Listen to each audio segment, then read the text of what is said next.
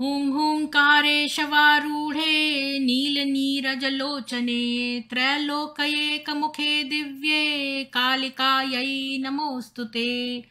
प्रत्यालीढपदे घोरे मुण्डमाला प्रतिलम्बिते खर्वे लम्बोदरे भीमे कालिकायै नमोऽस्तु ते। नवयौवनसम्पन्ने गजकुम्भोपमस्तनी वागीश्वरी शिवे शान्ते कालिकायै नमोऽस्तु ते। लोलजिह्वे हरालोके नेत्रत्रये विभूषिते घोरहास्यत्कटाकारे देवी कालिकायै नमोऽस्तु ते। व्याघ्रचर्माम्बरधरे खड्गकृतककरे धरे कपालेन्दीवरे वामे कालिकायै नमोऽस्तु ते। नीलोत्पलजटाभारे सिन्दून्द्रेन्दुमुखोदरे स्फुरद्रक्तत्रोष्टदशने कालिकायै नमोऽस्तु ते। प्रलयानल ध्रुमाभे चन्द्रसूर्याग्निलोचने शैलवासे शुभे मातः कालिकायै नमोऽस्तु ते। ब्रह्मशम्भुज लोघे च शवमध्ये प्रशंसिते प्रेतकोटिसमायुक्ते कालिकायै नमोऽस्तु ते। कृपामयी हरे मातः सर्वाशापपरिपूरिते वरदे भोगदे मोक्षे कालिकायै नमोऽस्तु ते। इति उत्तरतन्त्रार्गतं श्रीकालीताण्डवस्तोत्रं सम्पूर्णम्।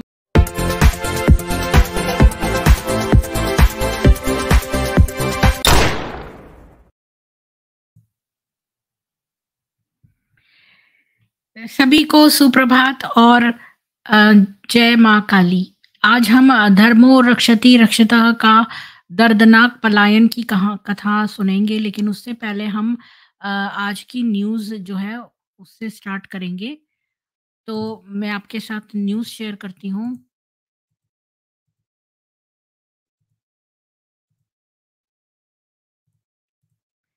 पहली न्यूज़ है, सलीम से बाबा सुखराम बने मुस्लिम बुजुर्ग।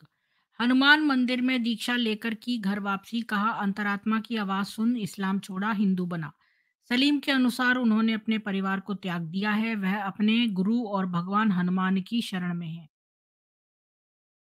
मध्य प्रदेश के मुरैना जिले में सलीम खान नामक बुजुर्ग व्यक्ति ने सनातन धर्म अपना लिया।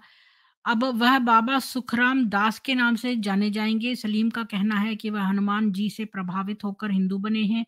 कहा जा रहा है कि वे बीते कई महीने से मंदिर में भजन कीर्तन कर रहे थे। इसके बाद अब वो मूल धर्म में वापसी की है। अच्छी खबर है। दूसरी खबर है, 4 साल का अफेयर, लड़के ने शादी से किया इनकार। घर के सामने 80 घंटे तक धरने पर बैठी रही लड़की, आखिरकार मंदिर में हुआ विवाह। उत्तम के इनकार करने के बाद निशा उसके घर के बाहर धरने पर बैठ गई। मामले के तूल पकड़ने के बाद पुलिस निशा को साथ ले गई। उसके शादी का वादा कर यौन शोषण का केस दर्ज कराया। उसके बाद दोनों पक्षों के बीच सहमति बन गई। करीब 4 दिन के धरने के बाद उत्तम महतो और निशा की प्रेम कहानी को सुखद मोड़ मिल गया है। झारखंड के धनबाद के जोड़े की मंदिर में शादी हो गई। दोनों के परिजन और ग्रामीण इसके गवाह बने। मीडिया रिपोर्ट्स के मुताबिक धनबाद के ईस्ट वसूरिया की रहने वाली निशा और महेशपुर के उत्तम महतो के बीच 4 साल से प्रेम संबंध थे। दोनों के परिजनों को भी इस रिश्ते की जानकारी थी। युवती के परिजनों ने महेशपुर जाकर रिश्ते की बात भी की थी, लेकिन करीब 20 दिन पहले उत्तम ने शादी से इनकार कर दिया। इसके बाद निशा अपनी दादी के साथ उत्तम के घर पहुंची। शादी की जिद करते हुए उसने घर के बाहर धरना देके बैठ गई और रिपोर्ट्स के मुताबिक युवती ने 80 घंटों से अधिक समय तक उत्तम के घर के आगे धरना दे दिया और मीडिया में ये मामले ने तूल पकड़ा और फिर पुलिस पहुंच गई, यौन शोषण का मामला दर्ज कराया। फिर जानकारी के मुताबिक उत्तम ने शादी का वादा करते हुए उसके साथ कई संबंध बनाए थे और बाद में उनके तेवर ठंडे हो गए थे, तो फिर अब उनका विवाह हो गया है। चलो, नवाजुद्दीन सिद्दीकी की अम्मी ने बहू पर कराई एफआईआर। मुंबई पुलिस ने बुलाया एक्टर के परिवार पर मारपीट, छेड़छाड़ और गंदे क्लिप दिखाने का आरोप लगा चुकी है आलिया। आलिया ने पुलिस पर पक्षपात का आरोप लगाया है, कहा है नवाजुद्दीन के खिलाफ उनकी शिकायतों को पुलिस ने अनसुना कर दिया, लेकिन उनके खिलाफ तुरंत केस दर्ज कर लिया। नवाजुद्दीन की अम्मी ने से बहू की कंप्लेंट करी है। बॉलीवुड अभिनेता नवाजुद्दीन सिद्दीकी की बीवी आलिया उर्फ ज़ैनब को मुंबई पुलिस ने तलब किया है। नवाजुद्दीन की अम्मी मेहरुनिसा ने उसके खिलाफ एफआईआर दर्ज कराई है। आलिया पर घर में घुसकर मारपीट करने और जान से मारने की धमकी देने के आरोप लगाया है। शिकायत दर्ज होने के बाद पुलिस ने सोमवार 23 जनवरी को आलिया को पूछताछ के लिए सम्मन भेजा। आलिया ने पुलिस पर पक्षपात का आरोप लगाया है। आलिया ने अपने इंस्टाग्राम हैंडल पर मुंबई पुलिस के सम्मन की कॉपी डाली है। यह सम्मन वर्सोवा थाने से आया है। सम्मन में बताया गया है कि आलिया पर आईपीसी की धारा 452, 323, 504 और 506 के तहत एफआईआर दर्ज हुई है। जांच अधिकारी सब इंस्पेक्टर ज्ञानेश्वर जाधव ने पुलिस स्टेशन आकर आलिया से अपना पक्ष रखने को कहा है। यह भी कहा है कि अगर वह हाजिर नहीं होती है तो पुलिस ये मानकर कार्रवाई करेगी कि इन्हें इस केस में कोई सफाई पेश नहीं करनी है।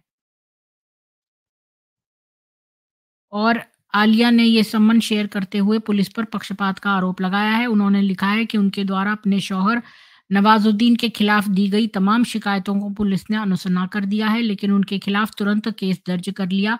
गौरतलब है कि आलिया नवाजुद्दीन की दूसरी बीवी है। दोनों का निकाह साल 2010 में हुआ था। आलिया और नवाजुद्दीन की मां के बीच जमीन को लेकर विवाद चल रहा है। कोरोना लॉकडाउन के दौरान भी आलिया और नवाजुद्दीन के बीच अनबन की खबरें आई थीं। तब आलिया ने नवाजुद्दीन पर अपने साथ मारपीट करने का आरोप लगाया था। आलिया ने 27 जुलाई को आलिया ने मुंबई के वर्सोवा थाने में अपने शौहर नवाजुद्दीन, उनके भाई मिनाजुद्दीन, फैजुद्दीन, अयाजुद्दीन और अम्मी मेहरुनिशा आदि के खिलाफ एफआईआर दर्ज करवाया था। बाद में घटनास्थल उत्तर प्रदेश का मुजफ्फरनगर होने की वजह से यह केस बुढ़ाना थाने में ट्रांसफर हो गया। इस शिकायत में आलिया ने नवाजुद्दीन के भाई मिन्हाजुद्दीन पर छेड़छाड़ और अश्लील वीडियो दिखाने का आरोप लगाया था। ये हैं इनके असली चरित्र, ये आपने देखे होंगे। अगली न्यूज़ है, ऑनलाइन लूडो खेलते-खेलते पाकिस्तानी लड़की से यूपी के मुलायम सिंह यादव को हुआ प्यार, नेपाल के रास्ते भारत ले आया, अब हुआ गिरफ्तार। ऑनलाइन लूडो खेलने के दौरान मुलायम और पाकिस्तानी लड़की संपर्क में आए। प्यार होने पर मुलायम नेपाल के रास्ते लड़की को भारत ले आया। लड़की ने जब पाकिस्तान में अपने परिजनों से संपर्क किया तो वो एजेंसियों की नज़र में आ गई। पाकिस्तानी लड़की को भारत लाने वाला मुलायम सिंह। उत्तर प्रदेश में रहने वाला मुलायम सिंह यादव को बेंगलुरु पुलिस ने गिरफ्तार किया है। पाकिस्तान की लड़की को अवैध तरीके से भारत लाने के आरोप में उसकी गिरफ्तारी हुई है। सोमवार 23 जनवरी को मुलायम सिंह यादव को गिरफ्तार कर पुलिस ने पाकिस्तानी लड़की को विदेशी क्षेत्रीय पंजीकरण कार्यालय एफआरआरओ भेज दिया है। बताया जा रहा है कि ऑनलाइन लूडो खेलने के दौरान मुलायम और पाकिस्तानी लड़की संपर्क में आए। प्यार होने पर मुलायम नेपाल के रास्ते लड़की को भारत ले आया। लड़की ने जब पाकिस्तान में अपने परिजनों से संपर्क किया तो वह एजेंसियों की नज़र में आ गई। पुलिस उपायुक्त एस गिरीश की ने घटना की जानकारी देते हुए बताया, मुलायम सिंह यादव एक ऑनलाइन गेम के जरिए पाकिस्तान के हैदराबाद की एक लड़की के संपर्क में आया था। वह एक निजी फार्म में सुरक्षा गार्ड के रूप में काम करता है और ऑनलाइन लूडो खेलने का शौकीन था। पिछले साल वह लड़की के संपर्क में आया था। सितंबर 2022 में नेपाल के रास्ते उसे भारत लाने की योजना बनाई थी और दोनों बेंगलुरु थाना क्षेत्र के किराए के घर में रह रहे थे। पाकिस्तानी लड़की को एफआरआरओ को सौंप दिया गया है। मुलायम सिंह यादव को गिरफ्तार कर लिया गया है। दैनिक जागरण की रिपोर्ट के अनुसार मुलायम ने लड़की को नेपाल बुलाकर वहीं शादी कर ली थी। फिर नेपाल से बिहार में घुसा, उसके बाद पटना होते हुए बेंगलुरु आ गया। इससे पहले एक पाकिस्तानी महिला के उत्तर प्रदेश में ग्राम प्रधान बन जाने का मामला सामने आया था। पाकिस्तानी महिला बानो बेगम एक शादी में शामिल होने के लिए भारत आई थी। यहाँ आकर उसने अख्तर अली से निकाह कर लिया और वापस नहीं लौटी। बाद में वो एटा के एक गांव की ग्राम प्रधान बन गई। वाह जी वाह! अगले न्यूज़ है, कंगाल हो रहे पाकिस्तान के कई इलाकों में अंधेरा। राजधानी समेत लाहौर, कराची में भी बत्ती गुल। 22 करोड़ लोग घंटों से इंतजार में। पिछले 3 महीनों में ये दूसरी बार है जब पाकिस्तान में इतने बड़े स्तर पर बिजली संकट गहराया हुआ है। इससे पहले अक्टूबर 2022 में हुआ था।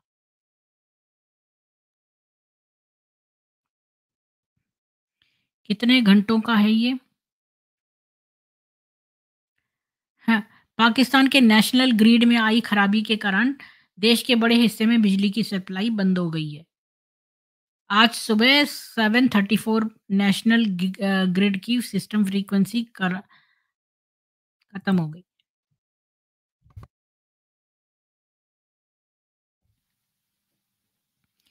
अगली न्यूज़ है, हिंदू लड़की के पीछे पड़ा था कादिर अंसारी, तय हुई शादी तो बेहोश कर मांग में डाला सिंदूर। निकाह का डाल रहा था दबाव। पीड़िता ने अपनी शिकायत में बताया कि कादिर अंसारी 6 महीने से उसके पीछे पड़ा था, निकाह का दबाव दे रहा था। जब उसकी शादी हो गई तो उसे अगवा कर लिया। बेहोशी की हालत में उसकी मांग में सिंदूर डालकर वीडियो बना लिया। उत्तर प्रदेश के देवरिया से एक हिंदू लड़की को धमकाने और ब्लैकमेल करने का मामला सामने आया है। मीडिया रिपोर्ट्स के मुताबिक घटना कोतवाली नगर क्षेत्र के गांव रानीघाट की है। पीड़िता ने अपनी शिकायत में कहा कि वह कादिर उसका पड़ोसी है, करीब 6 महीने से उसके पीछे पड़ा है, निकाह का दबाव बना रहा था। इनकार करने पर कादिर उसे बदनाम करने की धमकी के साथ ब्लैकमेल करने लगा। शिकायत में आगे बताया जा रहा है कि पीड़िता लोक लाज और बदनामी के डर से सब कुछ चुपचाप सहती रही। उसने इससे कादिर का मन बढ़ गया। इस बीच यानी कि आपको शुरू में ही प्रोटेस्ट करना चाहिए, मत सोचो कि हम सहते रहेंगे। इससे ही कादिर का मन बढ़ गया। मतलब कि अगर आप शुरू में सह लोगे तो वो आपको और सहवाएँगे। इस बीच लड़की के घरवालों ने उसकी शादी तय कर दी। 27 जनवरी को तिलक और 1 फरवरी को विवाह की तारीख तय की गई। उसकी जानकारी जब कादिर को हुई तो वो आग बबूला हो गया और शादी तुड़वाने की कोशिश करने लगा। लड़की का कहना है कि एक दिन जब वो कहीं जा रही थी तब कादिर ने रास्ते में उसे नशीला पदार्थ सुंघाकर बेहोश कर दिया और सुनसान जगह ले गया। पीड़िता के अनुसार सुनसान जगह पर कादिर ने उसकी मांग सिंदूर डाल भर दी। इसका वीडियो बना लिया। लड़की के अनुसार उस समय वह बेहोशी की हालत में थी। बाद में कादिर लड़की का सिंदूर डालते वीडियो और फोटो वायरल करने की धमकी देने लगा। वह पीड़िता पर शादी तोड़ने का दबाव बना रहा था। जब लड़की ने उसकी बात नहीं मानी तो कादिर ने सिंदूर वाला वीडियो वायरल कर दिया। बताया जा रहा है कि कादिर पीड़िता को खुद से निकाह न करने पर जान से मार डालने की धमकी भी दे रहा है।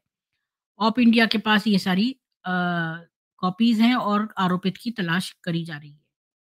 महाभारत विकलांगों की कथा द्रौपदी मनोरोगी। पीएम मोदी ने देश को दिया एनआईएमएचआर, आरोप डिप्टी रजिस्ट्रार मोहम्मद अशफाक ने कर दिया मदरसे सा हाल।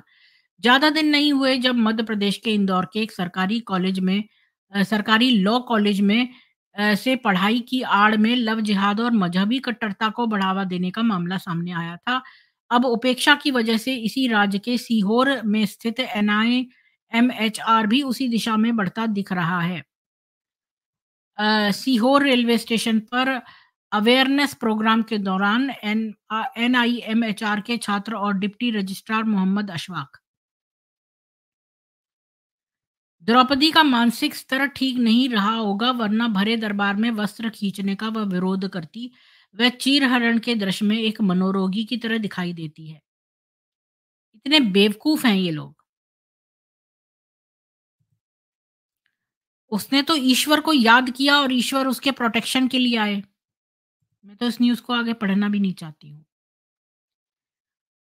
जी, तो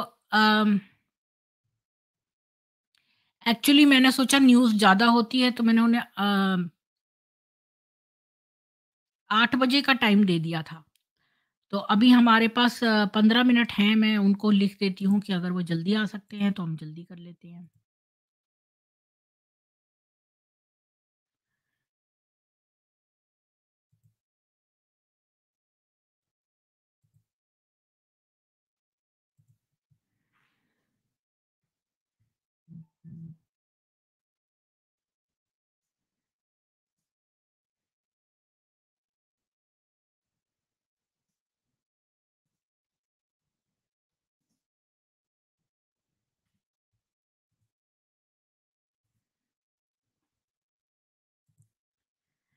जी, तो सभी लोग जो हैं वो वीडियो को लाइक कर दीजिए प्लीज़। मेरे वीडियोज़ को लाइक करें, शेयर करें, सब्सक्राइब करें।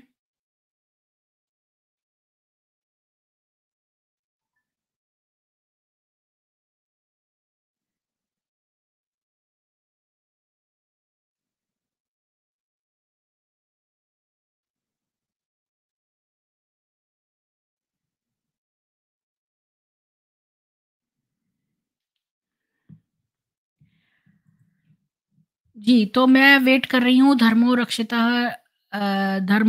रक्षिता का। तो जी, और कल जो है ट्यूसडे को मैं प्रोग्राम करूँगी उसका। अ, तो आ गए हैं धर्मो रक्षति रक्षितः। आपका बहुत स्वागत है हमारे नमस्कार। चैनल पे। जी, अभी आप थोड़ा और ऊँचा अपना वॉल्यूम कर लीजिए। जी, बिल्कुल। थोड़ा-सा मैम आपका मेरी आवाज़ आ रही है अच्छे से? आ रही है पर कम आ रही है, थोड़ा और लाउड कर लीजिए। ओके। और दूसरी बात, आप शुरू से सारा, मैं म्यूट हो जाऊँगी, फिर मुझे बार-बार क्वेश्चन नहीं पूछना पड़ेगा। आप शुरू जी। से सारी स्टोरी डिटेल में बताइए, आपके पास 1 डेढ़ घंटा है। जी मैम, धन्यवाद। मैम बेसिकली हमारा जो लाइनेज है ईस्ट बंगाल का, जितने भी ईस्ट बंगाली हिंदूज़ थे उनका पहले से ही बहुत ट्रबल्ड पास्ट रहा है, क्योंकि पहले मतलब ब्रिटिशर्स के पहले वहाँ पे बहुत पहले से ही गुलामी थी सिराजुद्दौला की। हुँ। अगर लोगों को पता होगा ईस्ट सिराजुद्दौला के बंगाल बारे में। की जगह बांग्लादेश बोलें तो? हाँ, हाँ, ज़रूर, ज़रूर। बांग्लादेश, जो आज बांग्लादेश है, तो ओवरऑल बंगाल प्रोविंस के ही सिराजुद्दौला 13th सेंचुरी से ही 13th सेंचुरी से सिराजुद्दौला नहीं थे, बट 13th सेंचुरी से इस्लाम वहाँ पे आ चुका था। एंड उसके बाद से ही वहाँ पे बहुत हाई लेवल पे मुस्लिम मिशनरीज वहाँ पे कन्वर्जन शुरू कर दिए थे, बट वेस्ट साइड में उतना वो लोग नहीं सक्सेसफुल थे। बट ईस्टर्न साइड जो आज बांग्लादेश है वहाँ पे पहले से बहुत सक्सेसफुल थे। उसका रीजन था, ईस्टर्न साइड में बहुत पेजेंट्स रहते थे, जैसे कि फार्मर्स और एल्स लेबरर्स और एल्स वर्कर्स, जो एकदम बहुत ही गरीब क्लास के लोग होते थे, वो ईस्ट साइड में ज्यादा पाए जाते थे। इस कारण उनको कन्वर्ट करने में बहुत आसानी होती थी शुरुआत से ही। तो उनको प्रताड़ित करके उनको कन्वर्ट कर लिया जाता था। फिर ऐसा मौका आया जब बैटल ऑफ प्लासी का टाइम था, जब सिराजुद्दौला को ब्रिटिश से लड़ना पड़ रहा था। वो टाइम पे काफी ईस्ट बंगाल में हिंदू रेवोल्यूशनरीज खड़े हुए थे ताकि कन्वर्जन से घर वापसी कराया जाए, और काफी भारी मात्रा में घर वापसी करवाई गई थी उस समय। उसका आज मतलब ऐसा टिपिकल कोई रिकॉर्ड नहीं है, क्योंकि अनफॉर्चुनेटली वो टाइम का कोई ऐसा सेंसस वगैरह होता नहीं था। बट बिकॉज हम ईस्ट बंगाल के हैं, हमारे लाइनेज, हमारे पूर्वजों ने ये बात हमको बताई है क्लियरली कि 1760s टू 1780s तक के बहुत घर वापसी हुई थी, कैंप्स चलाए गए थे। बड़े बड़े ऋषि मुनि महाराज वहाँ पे आके उन्होंने, वो लोग छोटे छोटे गाँव में कैंप्स चलाते थे। तो तो आप आप बांग्लादेश के थे, तो आप बांग्लादेश, तो जब ईस्ट बंगाल था तो वहाँ तो खाली मुसलमान रह गए थे, हिंदू तो सारे इंडिया आ गए थे, तो आप वहाँ कैसे रह गए? नहीं नहीं मैम, हम हमारा परिवार 47 में ही आ गया था। मैं उसके पहले की बात कर रहा हूँ। उसके पहले की बात कर रहा हूँ, या लेकिन उसके पहले से भी वहाँ पे मुस्लिम मेजोरिटी 1920 से ही हो गया था, उसके पहले नहीं था।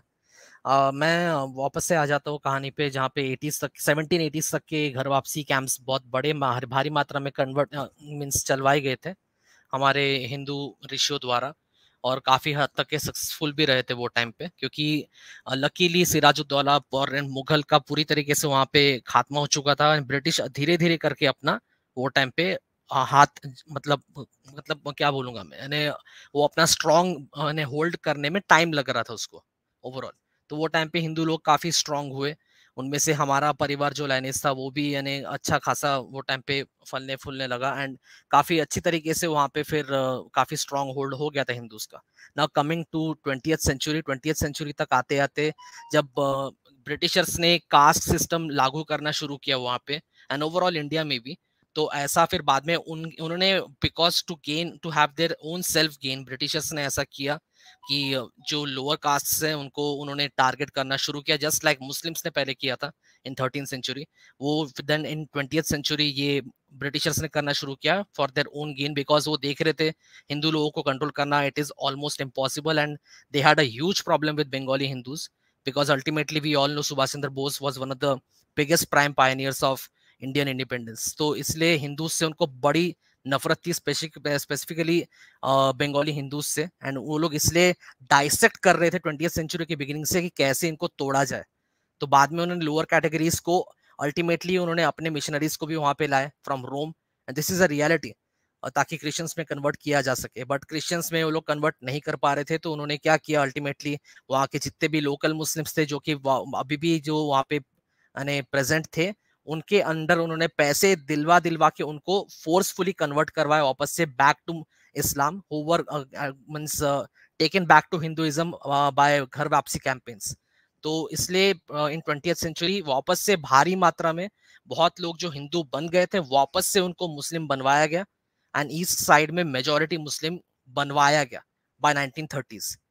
And from 1930s ma'am major problem होना शुरू हुआ, क्योंकि अब वर्ल्ड 1830 में तो वहां पर ब्रह्मो समाज का जो चला था वो राजा राम मोहन वाला, वो तो शायद कलकत्ता में था। हाँ, ये हाँ तो मैम, आप हाँ बांग्लादेश का बता रहे हो। हाँ ठीक है, हाँ, यस, हाँ। ठीक। ब्रह्मो समाज का पूरा overall ma'am West Bengal side में था, एंड वेस्ट बंगाल का भी काफी अलग डिफरेंट हिस्ट्री रहा है उसमें। वहाँ पे ब्रह्मो समाज क्यों सक्सेसफुल रहा मैम, क्योंकि वहाँ पे बहुत पहले से ही सनातन के खिलाफ बहुत यानी षड्यंत्र रचा जाता था बहुत पहले से ही, तो इसलिए बहुत लोग यानी गुमराह करने में सक्सेसफुल रहते थे, तो वो एक अलग हिस्ट्री है। I will not go into that. So ultimately मैं बांग्लादेश वाले में वापस आता हूँ। इन 1930s सिंस 1929 ये ग्रेट डिप्रेशन स्टार्ट हुआ था इकोनॉमिक पूरे वर्ल्ड वाइड में, तो उसका घातक इम्पैक्ट हमारे साइड में भी हुआ। वो साइड में हमारे फैमिली अच्छी खासी वेल ऑफ थी वहाँ पे बांग्लादेश में। हमारे जो परदादा थे वो वहाँ पे लैंडलॉर्ड हुआ करते थे। सो मेनली जो हिंदू कम्युनिटी थी वहाँ पे अच्छे से फल फूल रही थी, बिकॉज हिंदू लोग, सीधी बात है मैम, जो आज भी है, पढ़ाई लिखाई एंड मीन्स कंस्ट्रक्टिव एक्टिविटीज में ही ज्यादा फोकस करती है, and other people are more interested in that धार्मिक वर्क, यानी उनका धार्मिक वर्क तो एक ही रहता है, एवरी टाइम दूसरों का खात्मा करना और खुद का एस्टेब्लिशमेंट। तो इस कारण मुस्लिम धीरे धीरे जो भी कन्वर्ट बैक टू इस्लाम में हुए थे सिंस 1930s, वो लोग धीरे धीरे करके इकोनॉमिकली एंड फाइनेंशियली और भी डाउन हो जा रहे थे। एंड हिंदूज जो थे, because of the brain, because of their own hard work and because of the constructiveness, वो धीरे धीरे करके सब ऊपर आ रहे थे। एंड जो डिस्पैरिटी हो रहा था समाज में कि हिंदू लोग बहुत ऊपर हो रहे हैं एंड मुसलमान नीचे जा रहे हैं, इससे मुसलमानों में घृणा और ज्यादा बढ़ना शुरू हुआ। एंड ग्रेट डिप्रेशन का इम्पैक्ट ऐसा हुआ कि वहाँ पे जितने भी पेसेंट्स थे, फार्मर्स थे, लेबरर्स थे, जो मुस्लिम कैटेगरी में पढ़ते थे, वो लोग जो वो पैसे लेंड करते थे हिंदू समाज से, क्योंकि हिंदू में काफी जमींदार हुआ करते थे, तो उनसे वो पैसे लेंड करते थे और अपना घर बार चलाते थे। तो धीरे धीरे करके वहाँ पे काफी ऐसे मुस्लिम लीडर्स जो गरीबियों से आना शुरू हुए, जो जिनको ये सेटअप से नफरत हो गई थी। उनको ये चीज से प्रॉब्लम ही नहीं था कि उनको ये चीज से कोई मतलब नहीं था कि हम लोग गरीब कैसे, उनको इस चीज से प्रॉब्लम था कि हिंदू लोग क्यों ऊपर जा रहे हैं, हिंदू लोग क्यों सफल फूल रहे हैं, हिंदू हाँ, लोग ये क्यों तो सक्सेसफुल है। हमेशा ही इस्लामवादियों का रहा है कि उनको अपने विकास से मतलब नहीं है, उनको तो पैसे भी इक्वल मिले थे, फिर भी उन्होंने सारे टेररिज्म पे ही लगाए। जी मैम, बिल्कुल। वहां पे भी सेम था मैम, वही सेम माइंडसेट उनका हमेशा से, आज भी जो यहाँ पे है उनका भी सेम माइंडसेट है। तो अनफॉर्चुनेटली फिर वहाँ पे जितने भी लोकल लीडर्स थे, जिन्होंने जो बांग्लादेश लिबरेशन फ्रंट बना के, वो लोग जैसे सेम मैम एवरी जगह पे वैसे ही होता है। आपने JKLF भी सुना होगा, जम्मू कश्मीर लिबरेशन फ्रंट, जिसके लीडर आज उम्र कैद की सजा काट रहे, जो कि एक्चुअली मेरे हिसाब से फांसी में चढ़ना चाहिए। क्या नाम है उसका, भूल गया मैं। मिस्टर वही मैम जो जिसको मूवी में भी दिखाया था कश्मीर फाइल्स में, उसका नाम मैं भूल गया।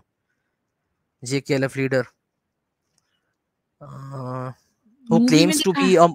be claims to be a modern day Gandhi, that's a stupid guy, जिन्होंने इंडियन एयरफोर्स के 3 जवानों को खुद मतलब उन्होंने AK-47 से उड़ाया था इन 1994। उनका नाम है यासिन मलिक, यासिन मलिक, यस, नहीं, यासिन मलिक। मकबूल भट्ट, मैं सोच रही थी मकबूल भट्ट या अमानुल्लाह खान। नहीं। नहीं नहीं मैम, यासिन मलिक की बात कर रहा था। सो यासिन मलिक टाइप वैसे ही जैसे JKLF वहां पे फॉर्म हुआ था, just like that in 1930s हाँ, मैं बांग्लादेश बिट्टा लिबरेशन। कराटे के बारे में सोचने लगी। नहीं, बिट्टा कराटे नहीं, ये मींस जिन्होंने JKLF फॉर्म किया था वो यासिन मलिक। सो वैसे ही सेम बांग्लादेश में भी लिबरेशन फ्रंट फॉर्म होना शुरू हुआ बाय 1935।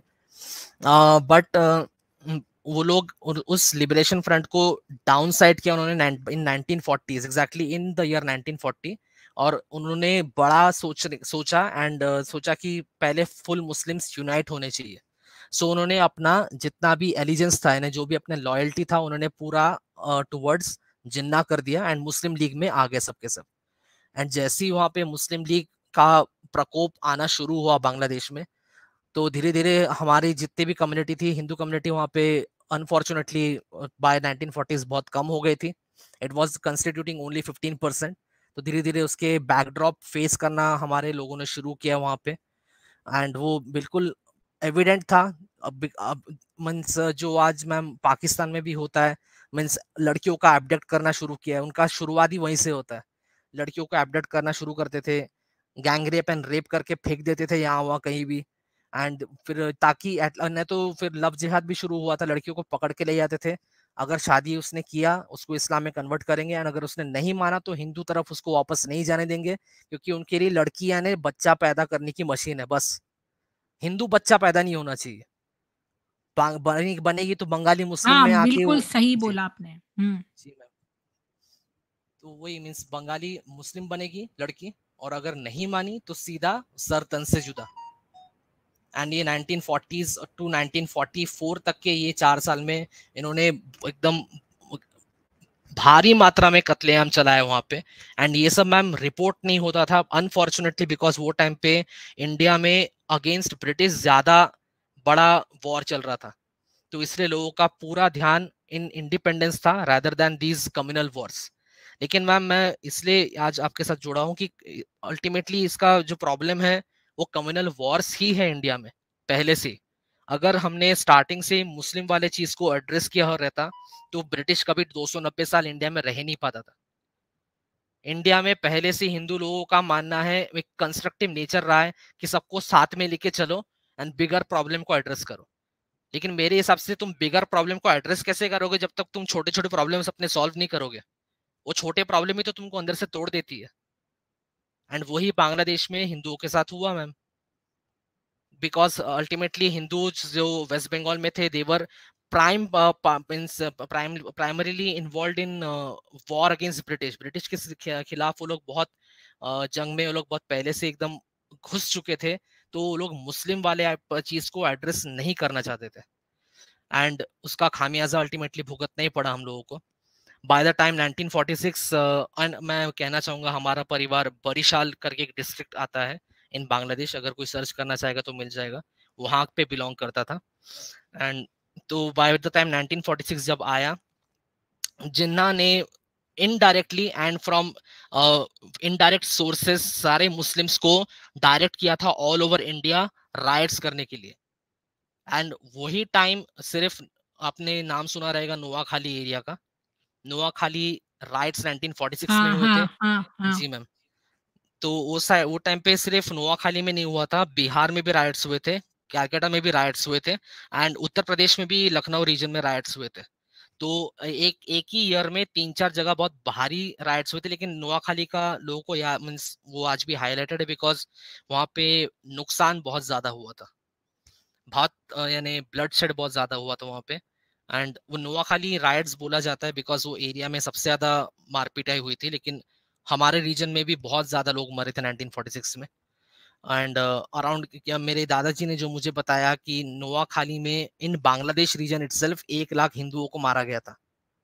एंड मैं राइट टर्म को मैं बिल्कुल इस्तेमाल नहीं करूंगा, मैं प्रयोग नहीं करूंगा। राइट तब होता है जब दो तरफ से लड़ाई होती है। भारत में कभी ये रायट आपने हुआ ही बिल्कुल नहीं है। सही बोला। ये आपने भारत बिल्कुल में, सही बोला। जी हुँ। मैम, भारत में हमेशा से जेनोसाइड ही हुआ है। भारतीय लोग, हिंदू लोग कभी अपने तरफ से ना पहले मार वार करते हैं और ना ही खुद को डिफेंड करना जानते, सीधी बात तो ये भी है। हथियार हमेशा उनके पास थे, उनको पहले से ही फाइनेंस मिलता था, उनको उधर भी सेम शत्रु हुआ बोध था। नहीं है ना। वो जो जी ये जो ईश्वर अल्लाह और ये सब ये जो भाईचारे का वो है ना, सेकुलर कीड़ा, ये हिंदुओं को काटा हुआ है। उनको शत्रु बोध ही नहीं है तो फिर कैसे करेंगे? जी मैम, एग्जैक्टली। एंड वही अल्टीमेटली मैम पेन मुझे बहुत होता है बोलते हुए कि 1946 नोआखाली के बाद धीरे धीरे करके मीन्स वहाँ पे हमारा होल्ड बहुत वीक हो गया था बंगाली हिंदूज का ईस्ट बंगाल में जो आज बांग्लादेश है, बिकॉज इतना भारी मात्रा में जब राइट्स हुए। एंड मैम मैं आपको लिटरली बोल रहा हूँ, मेरे दादाजी ने बोला है वहाँ पे रस्तों पे हिंदुओं के बॉडीज लटकाए जाते थे, चौराहों पे लाइन से एक एक चौक से लेके दूसरे चौक तक के लाइन से दोनों तरफ रस्तों के हिंदुओं के बॉडीज ऐसे लटकाए जाते थे लड़कों के, या तो बीहेड किए हुए रहते थे या तो चॉप किए हुए रहते थे, कुछ ना कुछ एक गंदे तरीके से, या तो जलाए हुए रहते थे, जो कि इस्लाम में दिया हुआ है, कुरान के बुक में दिया हुआ है कैसे मारना है काफिरों को। उसी वेज में ये लोग करते थे ताकि दहशत फैले क्योंकि कुरान में लिखा है दहशत फैलाओ, और ये लोग दहशत फैलाते थे। तो अल्टीमेटली लोग डर के वहां से निकलना शुरू हो गए थे 1946 में। बट हमारी फैमिली अनफॉर्चुनेटली वो टाइम पे नहीं निकली, बिकॉज मेरे दादाजी एंड मेरे परदादाजी बहुत स्टॉन्च हिंदू थे, एंड वो अपने लैंड बिल्कुल छोड़ के नहीं जाना चाहते थे। सो बाय द टाइम 1947 आया, एंड नेताजी का डेथ हो चुका था, Gandhi and Jinnah and Nehru ने मिलके टू नेशन थियरी तो उन्होंने कैंसिल कर दिया था, बट उन्होंने अल्टीमेटली ये चीज को पार्टीशन में तब्दील किया, यानी कन्वर्ट किया, and partition with in a day उन्होंने डिक्लेयर किया है। 14 अगस्त को सबको निकल जाने बोला, एंड 15 तक के इंडियन इंडिपेंडेंस डिक्लेयर हुआ है। सो 14 जो अगस्त है वो मेरे फैमिली के लिए सबसे डिजास्टरस डे या फिर नाइट बोल सकते हैं मैम, बिकॉज सिर्फ मेरे फैमिली के लिए नहीं, मेरे जितने भी वहाँ पे बंगाली हिंदूज थे ईस्ट बंगाल में, जो आज बांग्लादेश है, because with in a day जितना भी मतलब क्या बोलेंगे, यानी यह ना अपना। Butcher of Bengal Hussain Yes. Suhrawardy. जी मैम, मैम यही था जिसने वहाँ पे मींस बंगालियों को यूनाइट करना, बंगाली मुस्लिम्स को यूनाइट करना शुरू किया था इन 1930s।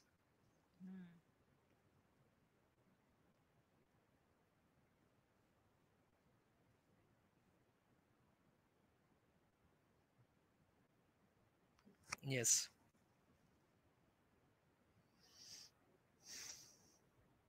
blacks forcibly converted, ma'am you can read yourself. कितना मेरे लोग बड़ा मतलब ये जेनोसाइड, मतलब जो जूश होलोकॉस्ट हुआ था, उससे तो कहीं ज़्यादा इंडिया में हुआ है, पर यहाँ पर लोगों को नहीं पता है इतना। Yes ma'am. इन लोगों को दबा के रखा जाता है, और कुछ कोई बोलता है तो उसको इस्लामोफोब बोल देते हैं ये। जी मैम, मैम उसका मैं आपको एग्जांपल दूंगा। मैं मींस 47 की बात तो करूंगा ही, लेकिन बट हमारी फैमिली जब आ गई यहाँ पे, तो बंगाल में तब तक ये कम्युनिज्म आया नहीं था, बट कम्युनिज्म इम्पोज किया जा रहा था। तो कम्युनिस्ट आके जो बंगाल में जो कैंप्स रहते थे ना, जहाँ पे इस बंगाल से आए हुए लोग रह रहे थे, वहां पे आके कम्युनिस्ट धमकी देके जाते थे मेरे दादाजी को कि तुम्हारे साथ जो भी हुआ है वो तुम किसी और को नहीं बताओगे, बताओगे तो सीधा तुमको मरवा दिया जाएगा, नहीं शेयर करोगे तुम लोग। हाँ, जैसे ये लोग पाकिस्तान में हिंदू लड़कियों को अबडक्ट करते हैं, फिर छोटी-छोटी माइनर लड़कियों को फिर बोलते हैं तुम्हारे घर के सब लोगों को मार देंगे अगर तुमने ऐसा नहीं बोला कि तुम अपनी मर्जी से आई हो। जी मैम, एग्जैक्टली मैम। मुझे पाकिस्तान में जो होता है, पर जब पाकिस्तान में वो हुआ था पार्टीशन, तो आपके दादाजी इधर क्यों नहीं आ गए इंडिया में, वहीं क्यों रहे बांग्लादेश में? मैम जैसे मैंने आपको बताया, मेरे दादाजी मेरे मेनली पर दादाजी फ्रीडम फाइटर थे, एंड उससे भी ज्यादा बहुत हार्ड कोर स्टॉन्च हिंदू थे। वो अपने लैंड से बहुत ज्यादा प्यार करते थे, और हमारा पहले से हिंदूज का मैं पहले से ही रहा है, धरती से बहुत अटैचमेंट रहता है अपने एरिया से, तो उनको नहीं अपना एरिया छोड़ना था, चाहे जो भी क्यों ना हो। तो मेरे परदादा जी वहां रुक गए 46 के राइट्स के बाद भी। 47 बाय द टाइम इंडिपेंडेंस आया 14 अगस्त 1947 को, मेरे परदादा जी फिर भी नहीं आना चाहते थे, बट मेरे दादाजी एंड बाकी उनके माँ को लेके, एंड उनके साथ उनके 6 भाई थे एंड 2 बहनें थी, सब निकल के मींस वो टाइम पे आ रहे थे। एंड मिडनाइट को मेरे दादाजी की सबसे छोटी बहन को, जो वो टाइम पे 8 साल की थी, उनको ऑन द वे जब वो ट्रेन पे चढ़ रहे थे उनको काट दिया गया था मुसलमानों द्वारा, सीधा गर्दन उनकी उड़ा दी थी। और मेरे दादाजी को बोला था तेरे को तुझे यहाँ से जाना है तो तुझे कलमा पढ़ना पड़ेगा, या तो तेरे माँ को और तेरे दूसरे बहन को भी यहाँ से हम उठा के लेके जाएंगे। तो मेरे दादाजी को ना चाहते हुए भी तब कलमा पढ़ना पड़ा था अपने परिवार का जान बचाने के लिए। और बाकी जब मेरे दादाजी वो जर्नी एक्सप्लेन करते हैं फ्रॉम अपने घर टुवर्ड्स रेलवे स्टेशन और बरिशाल, वो बोलते हैं कि मीन्स खून की नदियां बह रही है रस्तों पे, और सिर्फ एक तरफा खून बह रहा था हिंदुओं का, मुसलमान को काटा नहीं गया है, कभी नहीं काटा गया है, लेकिन न्यूज हमेशा बनता था राइट्स का। जब मेरे दादाजी इस तरफ आए तब भी अगले दिन न्यूज क्या बना कि इंडिपेंडेंस में खून बहे हिंदू और मुसलमानों के, मुसलमानों का कभी खून बहा ही नहीं है, ये सरासर झूठ है, मैं इसका गवाह हूँ। हाँ, मेरे और ये दादाजी गवाह हमेशा थे। बोलते हैं कि इंडिया के इंडिपेंडेंस में तो देखो मुसलमानों ने भी साथ दिया था, कुछ भी नहीं, मेरे को तो कोई भी एक वो। और महाराष्ट्र में ना ये लोग क्या सिखा रहे हैं, वो जो भगत सिंह, राजगुरु और सुखदेव थे उनका, उसमें से जो सुखदेव था उसका नाम हटा के कोई उसका नाम लगा दिया है खान का कोई, ये पढ़ा रहे हैं बच्चों को। मैम आज का एजुकेशन तो बहुत ही भयानक है इंडिया का। अगर मैं बोलूँ तो वेस्ट बंगाल में भी वैसे ही हाल है। कुछ भी आड़ा टेढ़ा पढ़ा रहे हैं ताकि बच्चे लोग सनातन धर्म से दूर हो जाए। और रियल हिस्ट्री से तो पहले से ही दूर किया हुआ है। 70 सालों से तो कुछ बताया है ही नहीं भारतीयों को, बाकी भारतीयों को। क्योंकि जैसे मैंने मैडम आपको बताया, जैसे हमारे दादाजी यहाँ पे आ गए, विद इन 1 ईयर वहाँ पे कम्युनिस्ट वहाँ पे चक्कर काटते थे और सबको धमका के जाते थे टेंट्स में आके कि तुम्हारे साथ जो भी हुआ है सिर्फ तुम बोलोगे कि इंडिपेंडेंस के कारण हम लोग यहाँ पे आए हैं, हमको वहां पे छोड़ के आना पड़ा, लेकिन वहां पे क्या हुआ है तुम किसी के साथ डिस्कस नहीं करोगे। एंड अगर मेरे हिसाब से डिस्कस करने दिए रहते तो लोगों को फिर आगे की जनरेशन को पता चला रहता कि ये हुआ क्या है पूरे देश में, ये देश का हाल क्या है, देश बना कैसे है, कितने लोगों लाखों हिंदुओं के मौत पे ये देश बना है 47 में। मेरे दादाजी वो चीज डिस्क्राइब मोहन करते हैं कि करमचंद गांधी की वजह से भी हुआ है। हाँ बिल्कुल हुआ है मैम, 100%। मैं तो उसको बिल्कुल हिंदुओं का कातिल मानता हूँ। मैं हिंदुओं का सबसे बड़ा अगर कोई दुश्मन है मीन्स प्री इंडिपेंडेंस, तो वो मोहनदास करमचंद गांधी ही है। सीधी बात है। सिंधियों को पूछ लीजिए, जो वेस्ट पंजाब के लोग थे जो वहां से वापस आए थे पंजाब की तरफ, एंड जो ईस्ट बंगाल जो आज बांग्लादेश है वहां से जो वापस आए हुए, इन लोग से अच्छा, एंड इवन कश्मीरी पंडित्स, हम लोगों को बहुत अच्छी तरीके से पता है किस तरीके से ये भारत का फॉर्मेशन हुआ है, कितनी घटिया राजनीति खेली गई थी उस समय कांग्रेस द्वारा, एंड इवन इस्लामिक जिहाद इन ओवरऑल। एंड एक और चीज मैं कहना चाहूंगा मैम, इन 1946 नोआखाली इंसिडेंट, वो सेम नारे लगे थे जो आपने कश्मीर फाइल्स मूवीज में देखा रहेगा। एंड ये मैंने अपने दादाजी के मुंह से सुना है जब मैं छोटा था, कि यहाँ तो चलेगा सिर्फ निजाम मुस्तफा, काफिरों को यहाँ से जाना होगा।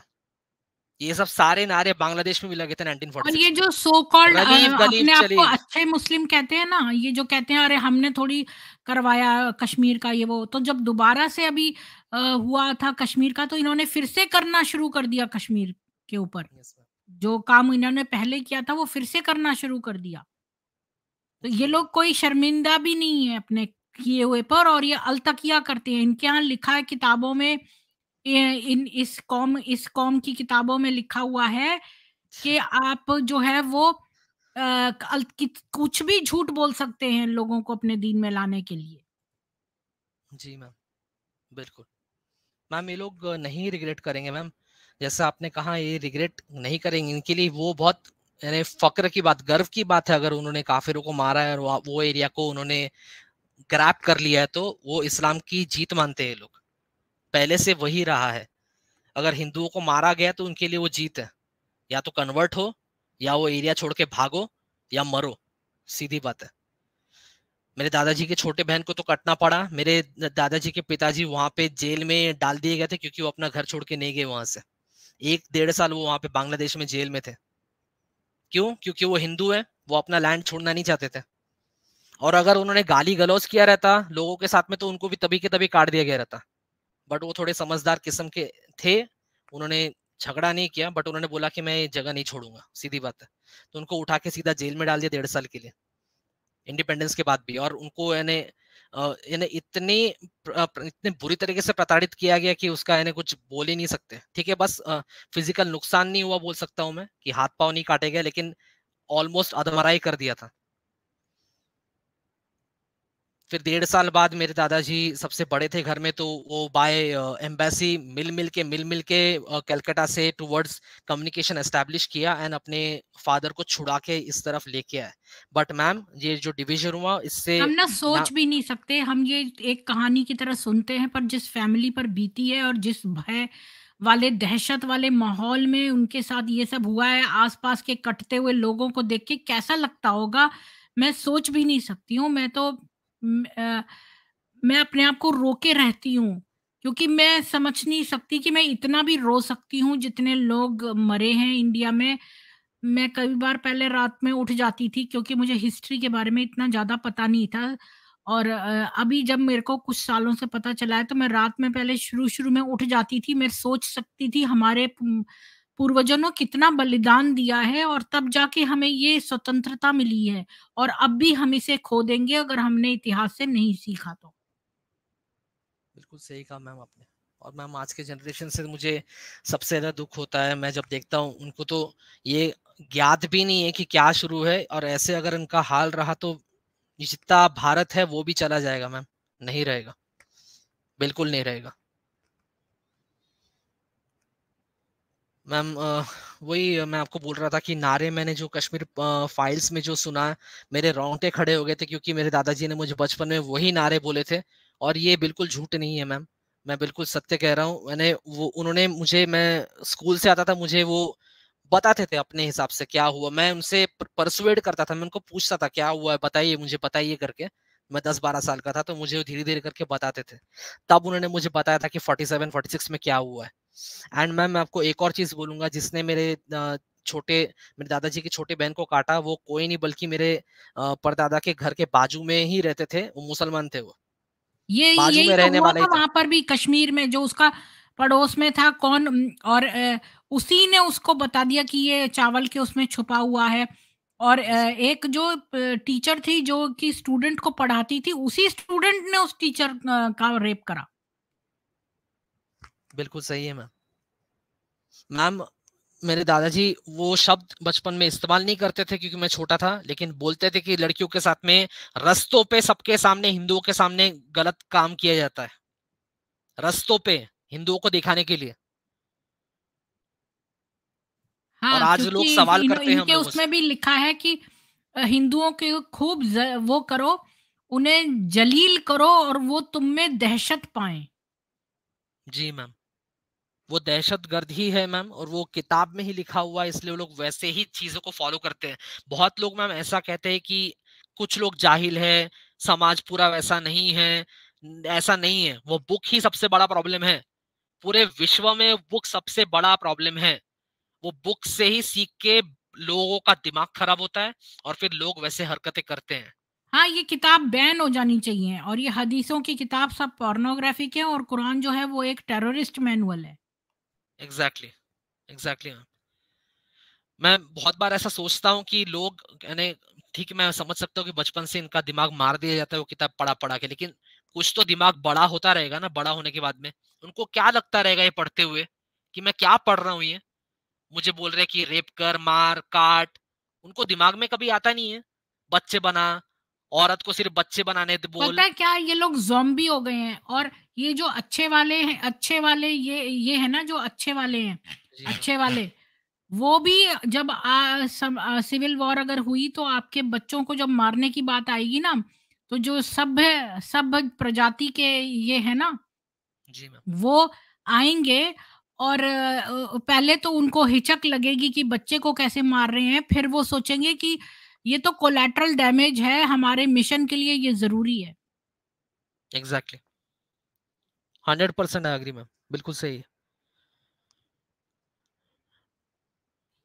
मैम। सो अल्टीमेटली मैं वही मैंने अपना ओवरऑल कहानी तो बता दिया, मीन्स वहां से यहाँ तक आने का।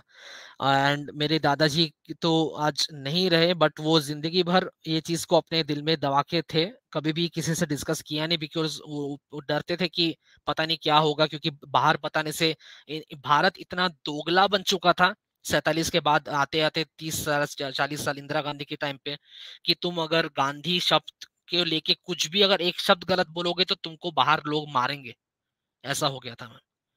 तो इसलिए वो कभी किसी से शेयर नहीं करते थे, अपने बच्चों को हल्का बताया, लेकिन मुझे उन्होंने बहुत बताया है, क्योंकि मैं पूछता भी था उन्हें, उनका काफी उस समय उम्र भी हो गया था, तो उन्होंने मेरे सामने दिल खोल के बात की है, एंड इसलिए मैं बहुत, मेरे अंदर वो सब दबा हुआ है, मैं बहुत एकदम रॉ फीलिंग्स आपके साथ शेयर कर रहा हूँ मैं, जो मेरे दादाजी ने मुझे जी, बताई थी। जी, मैं सोच सकती हूँ कि आपको कितना वो होता होगा ना, गुस्सा आता होगा भरा हुआ क्योंकि जो दादाजी ने कहा वही आपने देखा भी और सब सच पाया।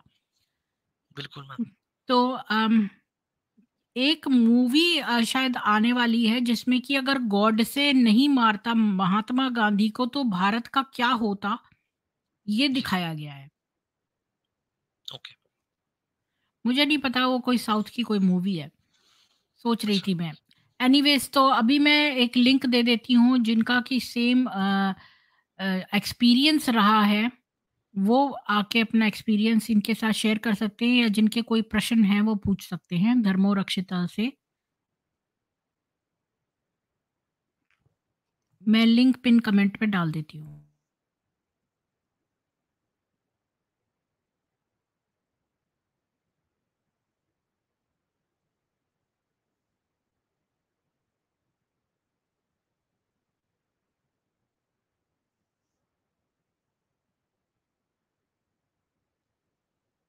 तो एक बात बताइए, अभी तो आप आ गए हैं इंडिया या आप अभी भी वहीं हैं?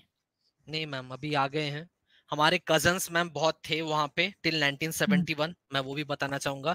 But hmm. By the time 1971 आया मैम, हमारे कजन्स को भी वहां पे, इस पूरे परिवार को, नस्ल को खत्म कर दिया गया वहां पे। अभी कोई है ही नहीं वहां पे हमारा। जी, जितेंद्र जी आपका स्वागत है, बोलिए। नमस्ते प्रीति जी, बहुत अच्छा सब्जेक्ट लिया है आज आपने, जय श्री राम। पर इससे पुराने जख्म हरे हो गए हैं। हिंदू शायद कुछ सीखें, और शुरुआत तो शायद बागेश्वर धाम से हो रही है, परंतु वहां तक हिंदू जा नहीं पाएगा जहां तक मुसलमान गए थे कि अपनी बच्चियों को, औरतों को छोड़ जाओ ये और भाग जाओ यहाँ से, या फिर कत्ल कर दिए जाओ। जिस दिन एक बार भी हिंदू ने ऐसा करना शुरू किया किसी भी कोने में भारत के, तो काफी हद तक समस्या का समाधान हो जाएगा। पर ऐसा कोई मांग भी करेगा ना, तो उसके खिलाफ हिंदू ही खड़े हो जाते हैं, जबकि मुसलमान अगर ऐसा कुछ करते हैं तो सभी हाँ, मुसलमान उनका सेकुलर साथ देते सेकुलर हैं। हिंदू जो हैं ये पिस्सू की तरह हैं। भारत के बहुत सारे राजनीतिक दल इस पे खामोशी अख्तियार कर लेते हैं कि लगातार एक के बाद एक नोआखाली में और पता नहीं कहाँ कहाँ हिंदुओं का संहार हुआ। ये तो हमारे और आपके सामने की बात है ना, 89-90 की, कश्मीर में जो हुआ। मुफ्ती सैयद मुफ्ती, वो जो वहाँ पे उसकी बेटी है शायद, वो महबूबा मुफ्ती, इन सब की सोच एक ही है। उनकी क्या, एक साधारण सा मुसलमान है, उसकी भी सोच यही है कि हिंदुओं को तो रहने का, जिंदा रहने का हक ही नहीं है, और इनकी जो स्त्रियां हैं वो हमारी संपत्ति हैं। तो ये तो एक आम एक आम मुसलमान की भी सोच है। इनकी ये सोच बदलने वाली नहीं है, क्योंकि ये बड़ी गहरी जड़ें हैं इसकी, और ये मदरसों से पोषित होती हैं, और मदरसे चल रहे हैं किनके आधार पर, कुरान के आधार पर। जर्मनी में एक बार एक पार्लियामेंट मेंबर थी, उसने सरेआम कहा था पार्लियामेंट में खड़े होकर, इस किताब पे बैन लगना चाहिए। तो उसके साथ बड़ा बुरा सलूक हुआ था, उसके पार्टी के लोग इसके खिलाफ हो गए थे। ऐसे भारत में किसी की हिम्मत नहीं होती है। एक वसीम रिजवी गए थे कुरान की कुछ आयतों को बैन लगवाने के लिए, उनकी कोई सुनवाई नहीं हुई। दोगला स्टैंडर्ड जब तक रहेगा ना हमारे देश में।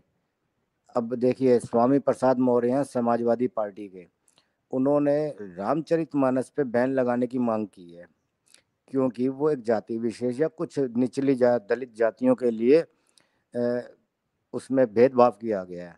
परंतु वो व्यक्ति कुरान के विषय पे खामोश रहता है, जो मुसलमानों के अतिरिक्त सबका कत्ल कर देने का आदेश देती है। तो ऐसे नेताओं के समर्थन में जो लोग होते हैं, असली गुनहगार वो हैं। ऐसे लोग अगर अकेले पड़ जाएं तो उनकी हिम्मत नहीं पड़ेगी ऐसी बातें करने की। उन्हें पता है ना कि मेरे पीछे बहुत सारा जनसमूह है। अब दिग्विजय सिंह भी इसी तरह की सोच रखते हैं। राजा रह चुके हैं, मुख्यमंत्री रह चुके हैं, राजशाही से आते हैं, राजघराने से आते हैं, परंतु सदैव हिंदू विरोधी बातें करते हैं, और हिंदू उनके साथ खड़े रहते हैं। मैं तो हैरान हूँ कि ये हिंदू किस तरह के हिंदू हैं, कि अगर साथ में खड़ा व्यक्ति हिंदू विरोधी बात करे तो वहीं पे मुंह पे चपेट क्यों नहीं मारते? क्या बकवास कर रहे तू? बिल्कुल।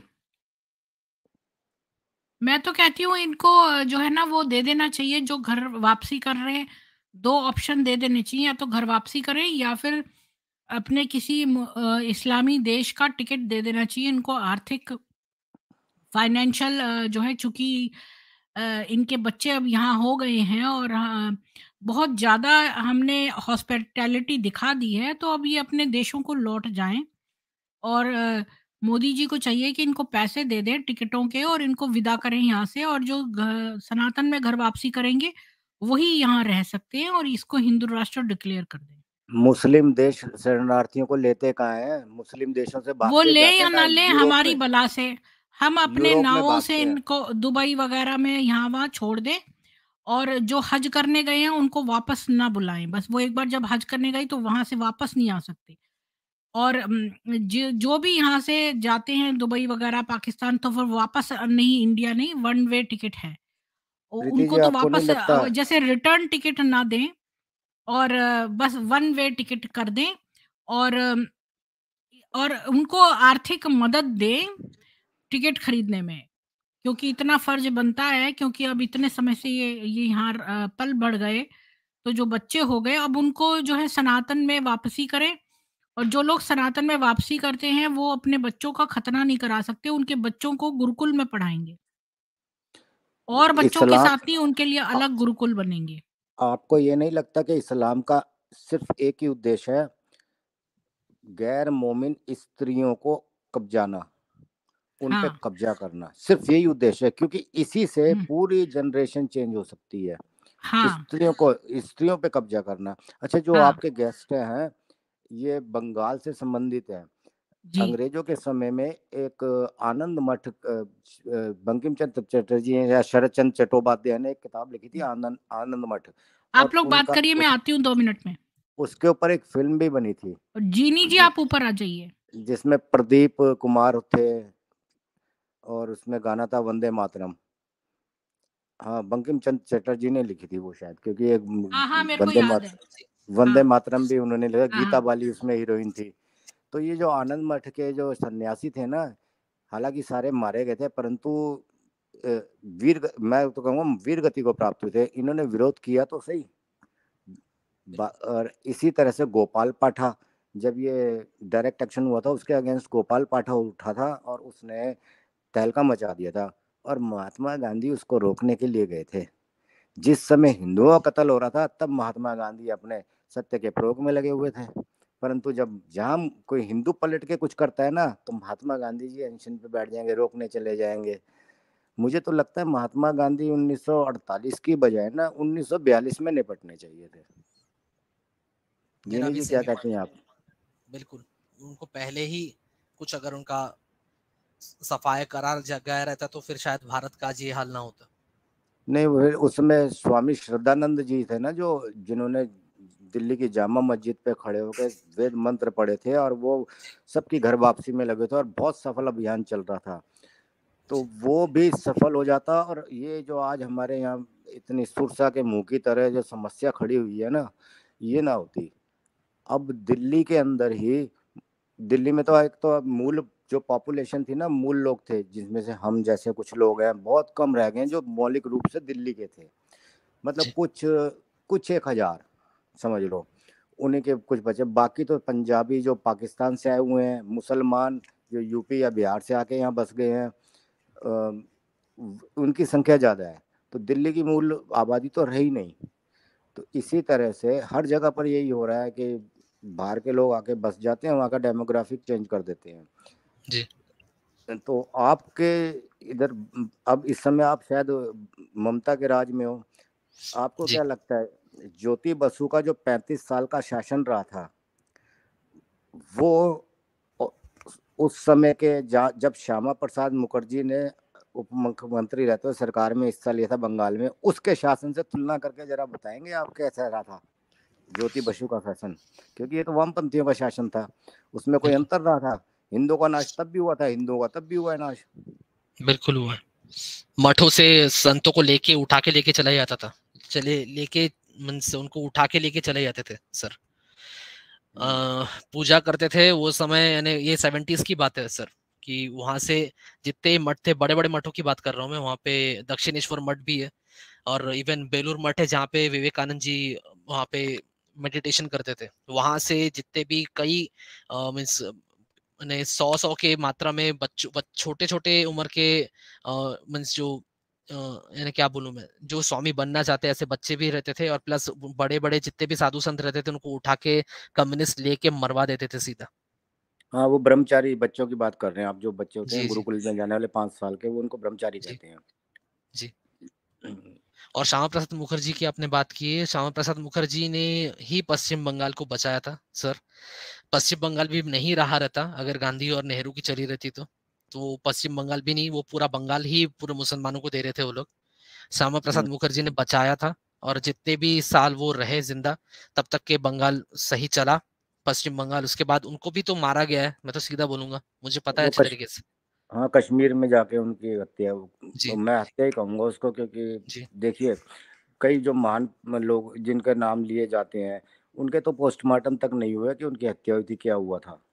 तो जब पोस्टमार्टम नहीं हुआ, परंतु उनके जब गोडसे को फांसी दे दी गई है, कोई बता जी। सकता है गांधी का पोस्टमार्टम हुआ था क्या? नहीं हुआ था। नहीं हुआ था। कितनी गोलियां निकली थी उसके शरीर में, कितनी गोलियां चलाई गई थी, ये सब चीजें कारपेट के नीचे छुपा दी गई हैं, लोगों को पता ही नहीं लगे। अभी भी देखो, मोदी जी भी हैं, माना कि वो गुजराती हैं और गांधी जी भी गुजराती थे, तो शायद उसके सपोर्ट करते हुए गुजराती गुजराती भाई हो गए, या गांधी का ऑरा कुछ ऐसा दुनिया में फैल गया है, चाहे देखो, चाहे छद्म रूप से फैला, परंतु जी भुगता तो गांधी का असली जो शाप कह लो, वो तो भुगता तो भारत के हिंदुओं ने है। परंतु सुप्रीम कोर्ट भी कह देता है, मोदी जी भी कह देते हैं, गांधी जी का अपमान नहीं सहेंगे यार, उनके खिलाफ कुछ नहीं सुन सकते। क्यों भाई? फ्रीडम ऑफ स्पीच जो है, वो क्या सिर्फ तारीफ के लिए है? निंदा के लिए भी तो होती है फ्रीडम ऑफ स्पीच। तो अगर बिल्कुल किसी व्यक्ति ने कुछ गलत किया है, तो उसकी निंदा करना भी फ्रीडम ऑफ स्पीच में आता है, परंतु निंदा नहीं करेंगे। सर। आपने गांधी की बात की है, मैं हाँ, मेरी कजन एक है, मीन्स बड़ी सिस्टर है मेरे फादर के साइड की, वो अभी यूएस में है अभी। तो वहाँ पे एक बड़ी यूनिवर्सिटी से पास आउट हुई है, तो उन्होंने जब हमारी बातें वहाँ पे करती है ना, और बताती है कि गांधी की का दोगला चरित्र कैसा है, तो वहाँ के जो काले लोग हैं वो लोग बहुत चिढ़ जाते हैं, क्योंकि मार्टिन लूथर किंग गांधी को बहुत मानता था। गांधी का आप इम्पैक्ट देखिए, जब मेरे दीदी वहां पे बात करना शुरू कर की एंड उन्होंने थोड़ा भी बताया, उन्होंने बोला no, shut your mouth, we don't want to listen to your talks because we can not listen about Gandhi, anything bad about Gandhi. हाँ, nobody wants ji to talk against Gandhi और जी listen against गांधी। ये जी यहाँ पे भी हिंदुओं में भी है, क्योंकि उनको पता नहीं है ना कि देखिए, मुसलमानों को शह देने वाले अगर कौन था? गांधी था। अगर गांधी हिंदुओं के साथ खड़ा हो जाता तो मुसलमान इतना सब कुछ नहीं कर पाते। पार्टीशन के समय 50 करोड़ रुपए, जैसे वो बजट का हिस्सा होता है ना, कि इतना पैसा पाकिस्तान बना है तो उनके हिस्से में आएगा, तो 50 करोड़ देने के लिए भाई पहले 50 करोड़ दो उनको। तो उस पचास जी करोड़ से ही तो उन्होंने कबायलियों को और इधर कश्मीर में घुसाया था। जी वो बिल्कुल। तो ये गांधी ने हमेशा हिंदुओं की खिलाफत की है। वो तो ये कहता था कि अगर मुसलमान तुम्हें मारना चाहें तो तुम्हें मर जाना चाहिए, जी बिल्कुल। अगर वो तुम्हारी बच्चियों को औरतों को रेप कर लेते तो उन्हें चुपचाप करवा लेना चाहिए। मुझे तो सर मैं समझ ही वही, नहीं ये आता कि आपने ऐसा। ये स्टेटमेंट कहा ना, इसका इम्पैक्ट हमको समझ में नहीं आता क्योंकि हम लोग पढ़े लिखे लोग हैं, लेकिन छोटे छोटे गांव में जब ये सब सुनते हैं ना, वो टाइम पे वो लोग को इतना इम्पैक्ट होता था, वो लोग सही में बहुत दिल से गांधी को मानते थे।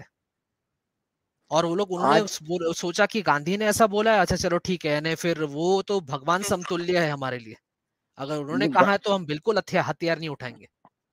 गांधी जब साउथ अफ्रीका से भारत में आए थे, जी गांधी अकेले नहीं, बहुत से लोग आते थे विदेशों से, भारत आ जाते थे।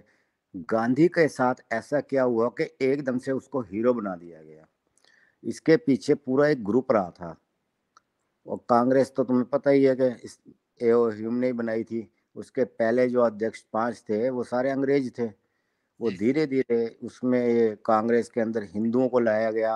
उनकी आइडियोलॉजी तो वही रही बिल्कुल। जो अंग्रेजों की थी, कि हिंदुओं के ही हिंदुओं को गुलाम बना दो। अंग्रेजों की तो खिलाफत चल रही है, तो अपने ही पिट्ठू बिठा दो, जिसमें अब देखिए ये बात ताड़ गए थे आपके नेताजी सुभाष चंद्र बोस।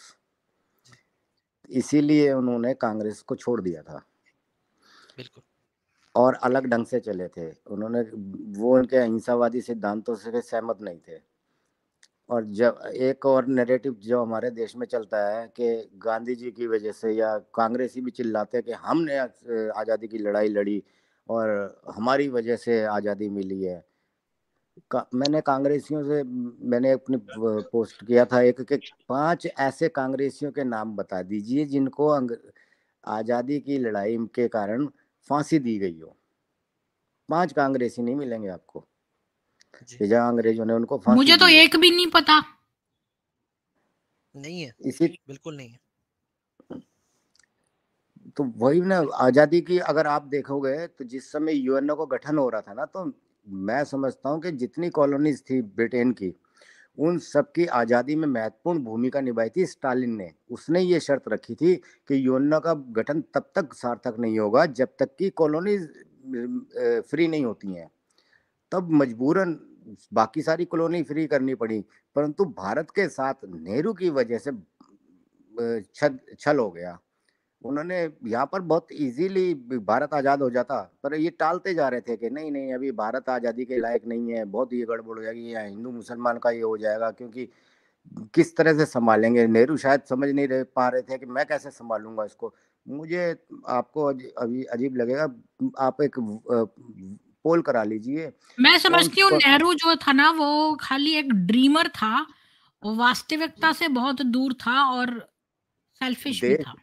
देश को संभालने की क्षमता ही नहीं थी। आप पोल करा के देख लीजिए, अपने व्यूवर्स जितने इस समय देख रहे हैं, कि आप वो सब लिख दें, क्या नेहरू देश को संभालने के योग्य था उस समय? बिल्कुल नहीं था। सरदार पटेल को होना चाहिए था प्राइम मिनिस्टर। बिल्कुल। 545 रियासतें हैं सरदार पटेल ने भारत में मिला दी, परंतु जम्मू कश्मीर का चार्ज ले लिया नेहरू ने कि नहीं नहीं यहाँ यहाँ मैं देखूंगा। क्यों भाई, वहां तुम क्यों देखोगे? एक और वो रियासत उससे संभली नहीं, मिला नहीं पाए हैं, और वो आज तक उसका वो नासूर की तरह हमारे को डस रहा है। इतने युद्धों के अंदर लोग नहीं मरे, सैनिक नहीं मरे, जितने शांति काल में कश्मीर में मर गए हमारे सैनिक। बिल्कुल। आप देखिए, भारत ने 3 युद्ध लड़े, भारत के कितने सैनिक मरे? 3 युद्ध पाकिस्तान से लड़े, एक चीन से लड़ा। टोटल सैनिकों की संख्या गिन लेना, कम निकलेगी। और 1948 से लेकर आज तक कश्मीर में कितने सैनिक हमारे वीर गति को प्राप्त हो गए हैं, उनकी संख्या ज्यादा निकलेगी। तो ये किस प्रकार की शांति है, समझ नहीं आ रहा। या तो डेमोग्राफिक चेंज करना ही पड़ेगा कश्मीर में। और मैं समझता हूँ पीओके ले लेना, भारत के सारे लोग चाहते हैं कि पीओके भारत में आ जाए, गिलगिट बाल्टिस्तान भारत में आ जाए। मुझे लगता है कि वो ठीक नहीं रहेगा, क्योंकि उससे फिर यहाँ पे हिंदुओं को ही नुकसान है, क्योंकि मुसलमानों की आबादी बढ़ जाएगी। नहीं, हम तो वो जमीन लेंगे, इंसानों को थोड़ी लेंगे। नहीं, इंसान लेने पड़ेंगे इंसानों उनको। को तो तभी लेंगे जब वो सनातन में आएंगे। वो तो पहले अपने देश में तो कर लें, कश्मीर में तो कर लें, जो हमारे हिस्से में कश्मीर है उसमें नहीं कर पा रहे, तो दूसरे आजाद कश्मीर में कैसे कर लेंगे, जिसे हम पीओके कहते हैं। तो ये तो इनका छल ही है। अच्छा है कि मोदी जी इस पे कार्रवाई अभी नहीं कर रहे हैं, जब स्थितियां अनुकूल हो तब करना चाहिए, अभी अनुकूल नहीं है। और इसका आर्थिक नुकसान भी होगा हमारे देश को, क्योंकि वो बहुत पिछड़ा इलाका है, और उसकी डेवलपमेंट फिर भारत को करनी पड़ेगी। हमारे हिस्से का पैसा वहाँ पे डेवलपमेंट में लग जाएगा जो हम पे खर्च होना चाहिए। तो पीओ के लेना अभी मेरे ख्याल से ठीक नहीं रहेगा। और आपके गेस्ट इस पे क्या कहना चाहते हैं? सर मैं ओवरऑल माइंडसेट के ऊपर आना चाहूँगा कि जो मुस्लिम वाले माइंडसेट है, मैम और सर मैं आप दोनों को ही वही कहूँगा, क्योंकि देखिए इनका जिंदगी भर से आजीवन काल से एक्सपेंशन का उनका आइडियोलॉजी रहा है। उनका जो मूल आधार है वो है ज़्यादा से ज़्यादा लैंड ग्रैब करना, वहाँ का जो रिलीजन है फिर जो भी फॉलोइंग है उसको तबाह करना और खुद का एस्टेब्लिश करना। भारत में बहुत शूरवीर पैदा हुए हैं जिन्होंने भारत माँ की रक्षा की है, जिन्होंने लैंड को डिफेंड किया है, लेकिन डिफेंस इसका सोल्यूशन कभी नहीं रहा है सर। मैम, डिफेंस नहीं, ऑफेंस। ऑफेंस का मतलब क्या होगा आप लोगों को समझ रहा है? जहां जिस लैंड से ये चीज की शुरुआत हुई है, वो लैंड जब भारत लेगा ना, मैं सऊदी अरब की बात कर रहा हूं, जब वो लैंड खत्म होगा तब जाके इस्लाम का खात्मा होगा, तब तक के नहीं नहीं, होगा। हम सब अभी मैंने सुना है पाकिस्तान में 30% लोग एक्स मुस्लिम्स हो गए हैं।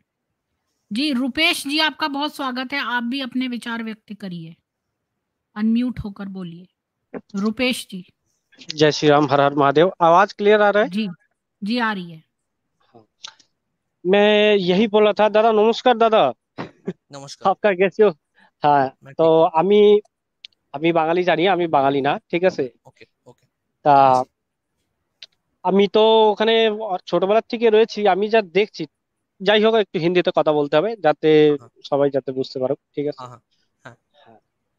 देखिए ऐसा है कि हम लोग हम जो हैं बचपन से वहाँ पे हम रहते हैं, ठीक है ना? तो वहाँ का जो हालात जो अभी जो है ये तो चलते आ रहा है।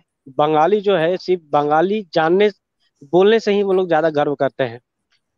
वो जो सनातन पे गर्व से ज्यादा बंगाली पे ज्यादा गर्व करते हैं, ये समझना पड़ेगा आखिर ऐसा क्यों हो रहा है। ये पूरा जो है ना मामला समझना पड़ेगा। देखिए कोई भी स्टेट हो, हमारे हमारे कोई भी भारत के किसी भी कोने के, अगर वो सनातन है तो उससे अच्छा व्यवहार किया जाए और उसके साथ में कनेक्ट रहा जाए, ठीक है हाँ ना? बिल्कुल। सनातन को एक साथ में लेके चला जाए। और ये बात जो प्रीति जी समझा रही हैं, तो इसको भी समझना पड़ेगा पूरा कलकत्ता में। पैसा तो हम लोग कमा लेंगे, पैसा आज है कल नहीं है, थोड़ा सा मुश्किल होगा होगा थोड़े अच्छे से रुपेश खाना। जी, सॉरी टू जी इंटरप्ट यू। आप जी सर। देखिए कि जिस प्रदेश की चीफ मिनिस्टर जय श्री जी राम कहने पर लोगों को जेल में डलवा देती हो और खुद भी चिढ़ती हो, कभी सुना है ममता बनर्जी के मुंह से जय श्री राम का नारा? मैंने उनको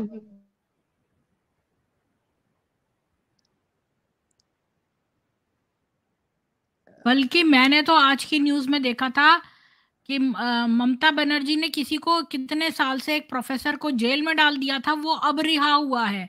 उसका दोष ये था कि उसने ममता का कुछ वो किया था, रेप उन्होंने ट्वीट करने किया न्यूज पर था उसके पैसा, निकाली है। अगेंस्ट, रेप ट्वीट करने किया पर था। पैसा दे रही है, रेप करने पर पैसा, हिंदुओं को पैसा दे रही है। इतना सारा रेप हो गया, इतना सारा कत्ल हो गया, और दबा दबा के इसको न्यूज बाहर नहीं निकलने नहीं देती है। मस्जिद वाले को पैसा देती है, मंदिर वाले को पैसा देती नहीं है। इतनी सारी दोगली इनका रवैया है। और पॉलिटिक्स में ये सारे जो है ना बहुत सारे अंदर चले आए हैं, ठीक है ना? मैं खुद उधर से ये देखो आज की न्यूज, ये देखो मैं आपको आज की न्यूज दिखाती हूँ।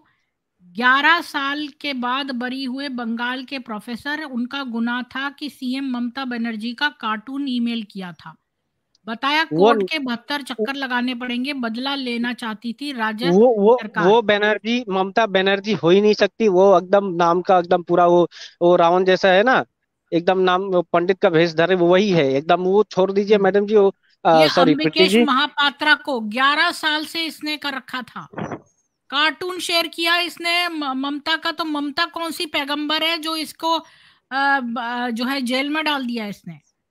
और बांग्लादेश को भी आप सीधे से नहीं लीजिए। बस बांग्लादेश इंडिया से बहुत कुछ लेता है, जिसके वजह से कुछ हिंदू वहां पे बचे हुए, नहीं तो वही हाल है। जिस दिन ज्यादा पॉपुलेशन हो जाएगा, जिस दिन इंडिया से कुछ लेना नहीं रहेगा, वहां पे 1% भी नहीं बचेंगे। मैं सर जी, 1% भी नहीं 24 बचेंगे। से और 7% पे आ गए हैं बांग्लादेश में भी हिंदू, 24 से 7% पर। दोष किसका है? दोष किसका है? आज भी तो एक बच्चे कर रहे हैं, ज्यादा पैसा कमा रहे हैं, एक ही बच्चे कर रहे हैं। हमारे घर में तो हमारे रिश्तेदार में तो 50-50 बच्चे हैं, एक साथ में रहते हैं सर जी। हमारे बहुत बड़ा फैमिली है, 100 फैमिली है हमारा। बच्चे तो इतना है कि बोले से ये नहीं होगा, हम भी करेंगे। हमारा दो शादी ऐसा कुछ कर दिया जाए ना, कानून तो ये एक तरफा है। एक 3-3 शादी कर रहा है, और एक जो है कि बस एक ही पे सिमट जा रहा है। ऐसा क्यों है भाई? एक देश में एक कानून चलेगा, ये देख दो तो 3-3 देखो क्या है?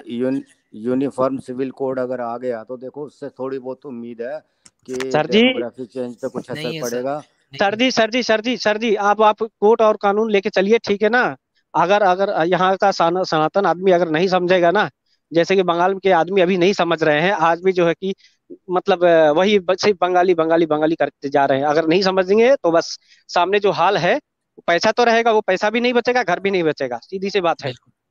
वहाँ के और मैं भद्र लोग जो हैं वो, उनका कितना रोल है हिंदू के नाश में? वही है ना। वो तो है और ही ना, कम्युनिस्ट, मैं कम्युनिस्ट है खुद ज्यादातर।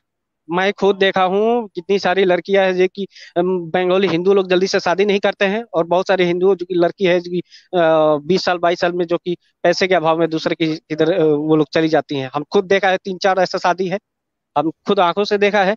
सर जी बहुत बहुत अच्छी बात है, लेकिन ये चलने वाला नहीं है। आप जैसे कि ये काम जो चल रहा है बहुत ही अच्छी बात है।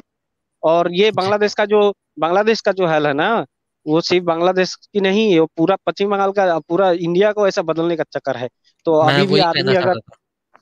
जी सर जी, आपको सिर्फ मालूम है, आपको सर जी आपको मैं बता दूं, ये आप ये बांग्लादेश का आदमी आपको मालूम है, सिर्फ ये बांग्लादेश पश्चिम वेस्ट बंगाल में तो है, शुरू हो गया।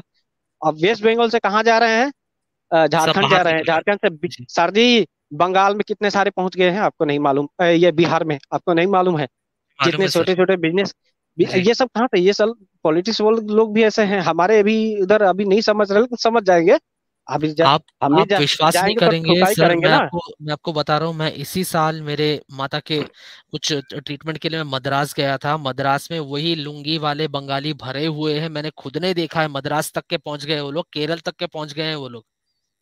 ये सिर्फ देखिए आप बंगाल की ये समस्या नहीं है। आप रोहिंग्याओं की बात कर रहे हैं, रोहिंग्याओं की? नहीं, दोनों दोनों बांग्लादेशियों की दोनों बात कर, मिक्स है, दोनों दोनों दोनों दोनों मिक्स है मिक्स है सर। सर जी, जी। दोनों जी। तीनों मिक्स है। आपको मैं एक बात और भी बता दूं, जो पाकिस्तान में भी बहुत सारे बंगाली हैं जो कि 1971 के जो डिवाइड हुआ था उस टाइम भी पाकिस्तान में रह गए थे। वो लोग ही बांग्लादेश में आके फिर बांग्लादेश से इंडिया में वो लोग ही सब ये PFY वगैरह वगैरह सब इंफॉर्मेशन बाहर मुल्क में भेज रहे हैं। कोई बंगाली हो चाहे किधर का भी हो, चाहे किधर का भी हो, जो भी है, ये सारे के सारे एक ही है। जरूरत समय पड़ने पे ये लोग पूरा के पूरा बदल जाएंगे, सीधी सी बात है।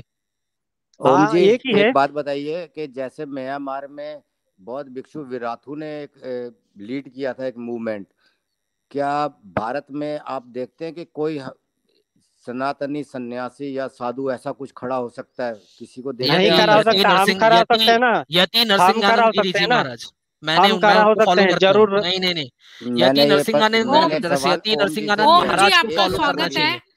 ओम जी एक आपका जना स्वागत बोलिए। है। आप भी अपने जय विचार हिंद। व्यक्त करिए। आप भी अपने विचार व्यक्त करिए, जय हिंद, टॉपिक वंदे लिखा मातरम हुआ पहले तो है। सबको। जी, जय हिंद। जय हिंद, वंदे मातरम। आवाज आ रही है? जी, आ रही है। बोलिए ओम जी। ओम जी आवाज आपसे सही आ था रही है? सवाल ये। हाँ तो जी, मैंने बिल्कुल जितेंद्र जी, मैंने सुना, फिर मैंने कहा ये भाई बोलने लगे दोनों अपने, तो मैंने सोचा शायद मेरे को गलत सुनाई दिया। तो जैसे आपने म्यांमार की एग्जांपल दी, जो वहां पर हमारे खड़े हुए, वो ठीक है। देखो ये बौद्ध धर्म वाले थे, हैं जितेंद्र जी? अगर गलत बोलूंगा हाँ तो जी। बताना। ये बौद्ध हाँ, धर्म बौद्ध वाले धर्म थे, और से है। बौद्ध धर्म के अंदर हाँ, तो अहिंसा का कहीं नामो निशान नहीं है। दूर दूर तक वायलेंस का कहीं पर भी नामो निशान नहीं है। लेकिन उन लोगों को इतना मजबूर कर दिया गया जितेंद्र जी, कि उन लोगों ने भी अपने कमर कस ली और हथियार उठा लिए इनसे लड़ने के लिए। तो मैं बिल्कुल आपकी बात से सहमत हूँ। हमारे यहाँ से भी हमारे साधु सन्यासी उठे हुए हैं, उठ रहे हैं, उठना चाहिए, होना चाहिए, बिल्कुल। ये कोई किसी स्टेट का काम नहीं है। जो अगर अंदर का कुछ ऐसा हो जाए ना, तो समाज को जागृत होना पड़ता है, होना पड़ता है। उसके लिए जरूरी नहीं है कि वायलेंस ही की जाए। अगर बिना वायलेंस के काम बन रहा है जागृत करके, तो बहुत अच्छे से काम हो सकता मु- है। बोलिए मुझे जितेंद्र नहीं जी। लगता जो वायलेंस या ताकत के बल पे कन्वर्ट हुए थे वो समझाने से सीधे रास्ते पे आएंगे, क्योंकि ये संभव नहीं लगता। तो मेरा कहना था कि जैसे विराथू ने हिंसक आंदोलन को लीड किया और बाद में वहाँ की जो सेना थी और सरकार थी उनका भी सपोर्ट मिलने लगा जब उन्होंने देखा कि इनको रोकना मुश्किल है, और उन्होंने परवाह नहीं की कि पूरी दुनिया क्या कहेगी। यहाँ पर भारत तो इस समय चौथी बड़ी इकोनॉमी है पूरी दुनिया में, उसके बावजूद ये सोच कर के हम ऐसा कुछ एक्शन लेते हैं तो हमारी इकोनॉमी पे बहुत असर पड़ जाएगा और दुनिया पता नहीं क्या क्या कहेगी, हमारी डेवलपमेंट रुक जाएगी। यहाँ डेवलपमेंट हो किसकी वजह से रही है भाई? जैनियों की वजह से। 24% तो उनका शेयर है इनकम टैक्स के अंदर, वो टैक्स देते हैं। 1% से भी कम है, 0.04% जैन है और 24% वो टैक्स देते हैं। तो या अंदर से जब स्टेबल सपोर्ट मिलेगा तो दुनिया की परवाह नहीं करनी चाहिए। परंतु वही बात आती है कि हर चीज में मीठा डाल के खाने वाले से क्या उम्मीद की जाए। आप समझ रहे हो मेरा इशारा? मैं इशारा समझ गया जितेंद्र भाई, बिल्कुल आपका इशारा समझ गया। जो आपने बोला कि उम्मीद नहीं की जाए, लेकिन जितेंद्र भाई अब इससे भी बेस्ट ऑप्शन नहीं है ना। कुछ काम ऐसे होते हैं कि इंटरनेशनल हमारे को रिलेशनशिप भी देखने होते हैं, ठीक है ना जितेंद्र भाई? आप समझ रहे हो, क्योंकि एक देश है, एक स्टेट है, वो उसका सभी नेशंस के साथ वो है ना, हर टाइप का संबंध है, रिलेशनशिप है। तो हमें इंटरनेशनल प्रेशर भी देखना होता है, इंटरनेशनल रिलेशन भी देखना होता है। कुछ काम होता है कि सीधा ही जाके मैं किक आउट कर दूं किसी को वगैरह, कुछ काम ऐसा होता है जिसमें ऐसा नहीं कि घुमा फिरा के तरीके से ऐसे रास्ते निकाले जाते हैं जितेंद्र भाई, वो बात बोल रहा हूँ। अदरवाइज अगर कुछ मिल जाए, इससे बढ़िया मिल जाए, तो क्यों नहीं हम सपोर्ट करेंगे यार, अगर जो सीधा ही जाके वो करे। मेरे को भी कई बार गुस्सा आ जाता है, क्या है यार, क्या जलेबियां ये, पर लेकिन है जितेंद्र भाई, समझ रहे हो ना कि भाई की हाँ बैलेंस करके बिल्कुल। चलना पड़ता है। तो हमारे जो संत साधु या ऐसे कोई दिखाई देते हैं, जैसे नरसिंहानंद सरस्वती जी हैं, बहुत ब्लंट हैं, खुलकर बोलते हैं, उसका खामियाजा भी भुगतते हैं, दंड भी पाते हैं, जेल वगैरह भी जाते हैं, परंतु ब्लंटली बोलते हैं। क्या इनके अतिरिक्त कोई ऐसा दिखता है? अब उनके सपोर्टर कितने हैं?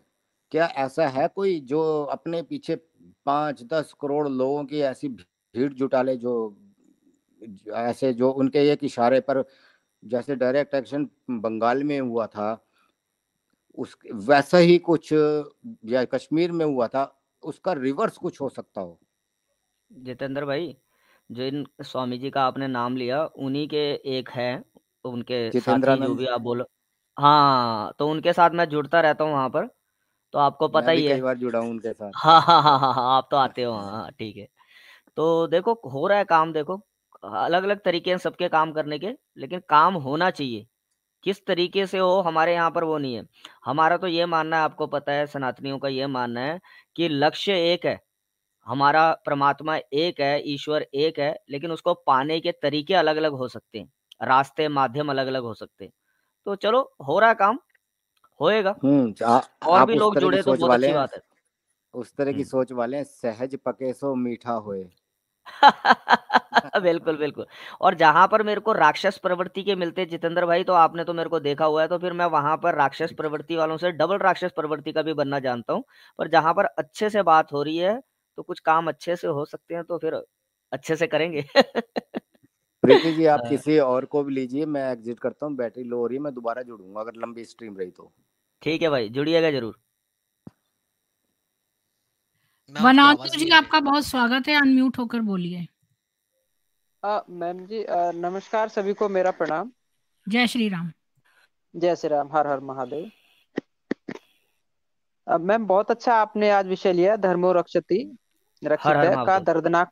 जी जी, हर हर महादेव। तो ये बहुत ही अच्छा है, आप जहां से देखेंगे, कहीं भी आप देख लीजिए, कश्मीर से लेकर कन्याकुमारी तक, स्पेशली इंडिया में, तो हम लोगों ने ही प्लान किया है कि हम लोगों का ये सब आइडियोलॉजी रहा है, जिसका खामियाजा हम लोगों को भुगतना पड़ा है। अभी भाई ओम जी बोल रहे थे कि बांग्लादेश में बहुत ही शांति प्रिय लोग, बहुत लोग रहते हैं, लेकिन उन लोगों को जब इन लोगों ने शांति से नहीं रहने दिया, तो विराथू जी ने फिर ये सब एक्शन लिया। बहुत अच्छा कहा आप लोगों ने। ये तो एक बिल्कुल लास्ट का काम होता है कि जब पानी सर से ऊपर चला जाता है तो वो सब करना ही होता है। तो इसकी नौबतें हम क्यों आने दें? क्या हम कभी अपने इतिहास से सीखते हैं कि क्या 1400 साल जो हम लोगों ने दुख भोगे हैं, क्या वो पर्याप्त नहीं है हमारी आंखें खोलने के लिए? या हम कभी और इंतजार करेंगे अभी कि थोड़ा और, थोड़ा और, थोड़ा और? ऐसा क्यों है? अभी आप देखेंगे कि इस दुनिया में सबसे ज्यादा जो परेशान हुए हैं वो पूरी दुनिया में यहूदी हुए थे। और आज यहूदियों का क्या स्टैंड है इन शांति प्रिय लोगों के लिए? नहीं है उनसे ना वो? ज्यादा हम परेशान हुए थे, मैं कह रही हूँ यहूदियों के हॉलोकॉस्ट से ज्यादा बड़ा हमारा है। मैम, उन लोगों को तो देश से ही साफ कर दिया गया, भागो, वो तो यूरोप भाग गए, अमेरिका भाग गए, ये चले गए, वो चले गए, उनका तो देश ही छीन लिया गया था। हम लोग कम से कम एटलीस्ट अपने देश में बचे, तो चल हम अन्याय सह रहे हैं, ये सबको पता है, पूरी दुनिया को। लेकिन वो दोबारा से इकट्ठा हुए, उन लोगों ने अपने जो दिमाग का सदुपयोग किया, स्ट्रेटजी एक सॉलिड बनाए कि नहीं, अब नो मोर, नो मोर, हम अब नहीं सहेंगे, कुछ भी नहीं, किसी भी चीज में उन्होंने कंप्रोमाइज नहीं किया। अब उधर से एक गोली आते हैं, गोला दागते हैं, अब कुछ नहीं बोलता कोई। प्रयास किया है उन लोगों ने उनको डिस्टर्ब करने का, लेकिन नहीं कर पाते। उनको पता है कि हम लोगों के साथ क्या हुआ था, अगर अब कंप्रोमाइज किया तो फिर तो खत्म ही हो जाएंगे हम लोग। तो फिर हम लोगों को भी ये सब सीखना चाहिए और सबक लेना चाहिए कि 1400 साल हम लोगों ने सहा, तो भैया आप ये सब कष्ट सहना हमारे ही अ, अ, उसमें भाग्य में। ये भाग्य में क्यों है भाई? थोड़ा सा आप भी सह लो। जबकि हम तो किसी को परेशान भी नहीं करते हैं, तो हम लोगों को थोड़ा जागरूक होना होगा। और अभी जैसे ओम भैया बोल रहे थे कि देखो, जब जियो पॉलिटिकल में कुछ इश्यू ऐसे होते हैं कि ना चाह कर भी हमको कुछ ऐसी स्ट्रेटेजी अपनानी पड़ती है कि कुछ हो रहा है हमारे साथ गलत, वो हमको सहना पड़ता है। तो भैया विराथू नहीं जानते थे कि उन पर सैंक्शन लगेंगे? वो जानते थे, लेकिन वो सब सह रहे। क्यों? क्योंकि उनको अपने आप को बचाना है। क्या मोदी नहीं जानते? मोदी जी बड़े अच्छे से जानते हैं कि ये कितने क्या हैं, कितने शांति प्रिय लोग हैं, और ये हमको कहाँ ले जाएंगे। किसी भी रूप से ये हम पर दया करने वाले नहीं हैं। इनका हिस्ट्री रहा है। तो फिर क्यों करते हैं? उनका स्टैंड अप थोड़ा थोड़ा हम लोगों की तरफ से खिसकता जा रहा है। ओम भैया सुन रहे हैं मेरे को? बिल्कुल बिल्कुल, आप बोलिए, बहुत अच्छा बोल रहे हैं। जी, उनका जी, अगर जो पॉलिटिकल सिनेरियो से आप देखते हो तो उनका स्टैंड थोड़ा थोड़ा खिसकता जा रहा है। वो क्या है कि वो सोच रहे हैं कि अब मैंने जो भगवाधारियों को या फिर सनातनियों को बहुत खुश कर लिया है, वो मेरा वोट पक्का हो गया है, अब मैं थोड़ा इधर डाइवर्ट करता हूं अपने आप को। तो तो इसका ऐसे तोड़ काम क्या नहीं है? इसका तोड़ ये है नहीं कि जी। आप लोग खाली एक ही क्यों हिंदूवादी जो राष्ट्रवादी पार्टी है, और आप लोग क्यों नहीं मिलके एक पार्टी खड़ी करते और किसी एक को खड़ा करिए, इंडिपेंडेंट कैंडिडेट को, जिसको जो कि कट्टर हिंदूवादी राष्ट्रवादी हो। मैम उसके लिए देखिए, हमको फिर उस थोड़ा समय चाहिए। नेशनल लेवल पे खड़ा होना और स्टेट लेवल पे खड़ा होना एक अलग डिफर होता है उसमें। अगर जब आप नेशनल तक जाओगे तो आपको 5 साल लग सकते हैं, 10 साल लग सकते हैं, 20 साल लग सकते हैं। सब कुछ तो जो सेंटर में बैठा उसके हाथ में है। अब देखिए, जो पिछले 40-50 सालों से जो स्टेट गवर्नमेंट चलाते थे पार्टियां, जैसे सपा हुई, बसपा हुई, और अदर स्टेटों में आप देख लीजिए, बीजेपी ने सबको साफ कर दिया। कहाँ टिकने दे रही मैं है? एक भाई बात अगर बताऊं, फिर आप दूसरा इजाजत ये दें। है, दूसरा सोल्यूशन जी ये है कि सारे मिलकर जो है सारे हिंदू, काफी सारे लोगों के सिग्नेचर्स लेके, यहाँ पर विदेशों में तो ऐसे ही होता है, 5,000 लोगों के सिग्नेचर लेके कोई बिल पास करवाना हो या कुछ करवाना हो, तो वो जो जो आपको सेक्शन वो हटाने हैं ना, कौन से वाले, अभी 2 सेक्शंस जो हटने हैं, और यूनिफॉर्म सिविल कोड लाना है, जो भी है, तो उसके लिए 5,000 10,000 हिंदुओं के सिग्नेचर लेके जमा करो प्रीति मैम, मोदी और को। आप भाई मोदी अगर के आप ऑफिस इजाजत के दो तो बाहर खड़े मैं हो सारे मिलकर। पॉइंट ऐड करता ये हूँ प्रीति तभी हो मैम, अगर सकता है। आपकी नहीं इजाजत हो। हाँ, एक और एक भाई चीज की और मैं इजाजत। कह दूं कि पहले तो सबसे पहला मैम, स्टेप ये है कि आप एक लोकल व्हाट्सएप ग्रुप बनाइए, जिसमें लोग जोड़िए 50 हिंदू, 50 50 50 करके, फिर सारे व्हाट्सएप ग्रुप को मिलाकर ज्यादा हो जाएंगे। तो इस प्रकार से मैम सारे मेरे संगठन पास बनाना एक शुरू सुझाव करें। है। मैम, हाँ मेरे पास एक हाँ। सुझाव ये है कि जिस तरह से आपने देखा होगा कि झारखंड हुआ, और एक एक और वहीं पे एक छोटा स्टेट है जहां पे अभी शायद झारखंड ही है, जिसमें कि बीजेपी बहुत ही नैरो गैप से अपना स्टेट गवा बैठी है। तो उसमें एक बड़ा कारण रहा था कि वहां पर जो नोटा था, एक ऑप्शन आता है वोटिंग के टाइम, सुन पा रहे हैं? हाँ बिल्कुल, नन ऑफ द अबव। जी, तो जो पा रहे हैं। नोटा का ऑप्शन आता है, तो वहां पर जो बीजेपी ने अपने कैंडिडेट खड़े किए जिनकी छवि खराब थी, जो परिचित नहीं थे, काम अच्छे नहीं किए थे, रिकॉर्ड खराब था, या बीजेपी से थोड़े रुष्ट हो गए थे नेशनल लेवल पे लोग, तो उन्होंने नोटा को चूज किया, जिससे कि उनके बहुत सारे एमएलए हार गए। तो उन लोगों की समझ में आया। अब हम ये एक ऑप्शन यूज कर सकते हैं कि अगर आप अच्छे से काम नहीं करोगे तो हम नोटा यूज करेंगे। देखिए, हम देश के दुश्मनों के साथ नहीं जाएंगे, लेकिन आप भी अगर ऐसा काम करोगे तो हम आपको भी पसंद नहीं करेंगे। तो अभी फिर वो भाई जरूर सोचेगी। गद्दी से उतरना कोई नहीं चाहता सर। 2 मिनट मैं बोल भाई, सकता हूँ। पता क्या जी बात सर, है, जी जी मैं जी। आपसे एक बात करना चाहता हूँ। मैं सोच रहा था आपकी बात पे कैसे करूँ ज्वाइन। तो प्रीति मैम ने भी बोला, आपने भी बोला, देखो जो ये बात चल रही है ना, आपने बोला कि इंटरनेशनल, मेरी बात को आगे बढ़ाते हुए आपने बोला कि इंटरनेशनल इश्यूज होते हैं, इंटरनेशनल रिलेशनशिप होती है, काफ़ी चीज़ें देखनी पड़ती जी हैं। जी अब मैं ना थोड़ा सा इसको, अगर 1 या 2 मिनट आप मेरे को अनइंटरप्टेड दे दे तो फिर मैं बोलूँगा कि हाँ, बिल्कुल बिल्कुल सर, कीजिए कीजिए। हाँ, जी तो ऐसा है कि एक होता है देश, जिसको हम बोलते हैं कंट्री, ठीक है? एक होता है राष्ट्र, जिसको हम इंग्लिश में बोलते हैं नेशन, ठीक है?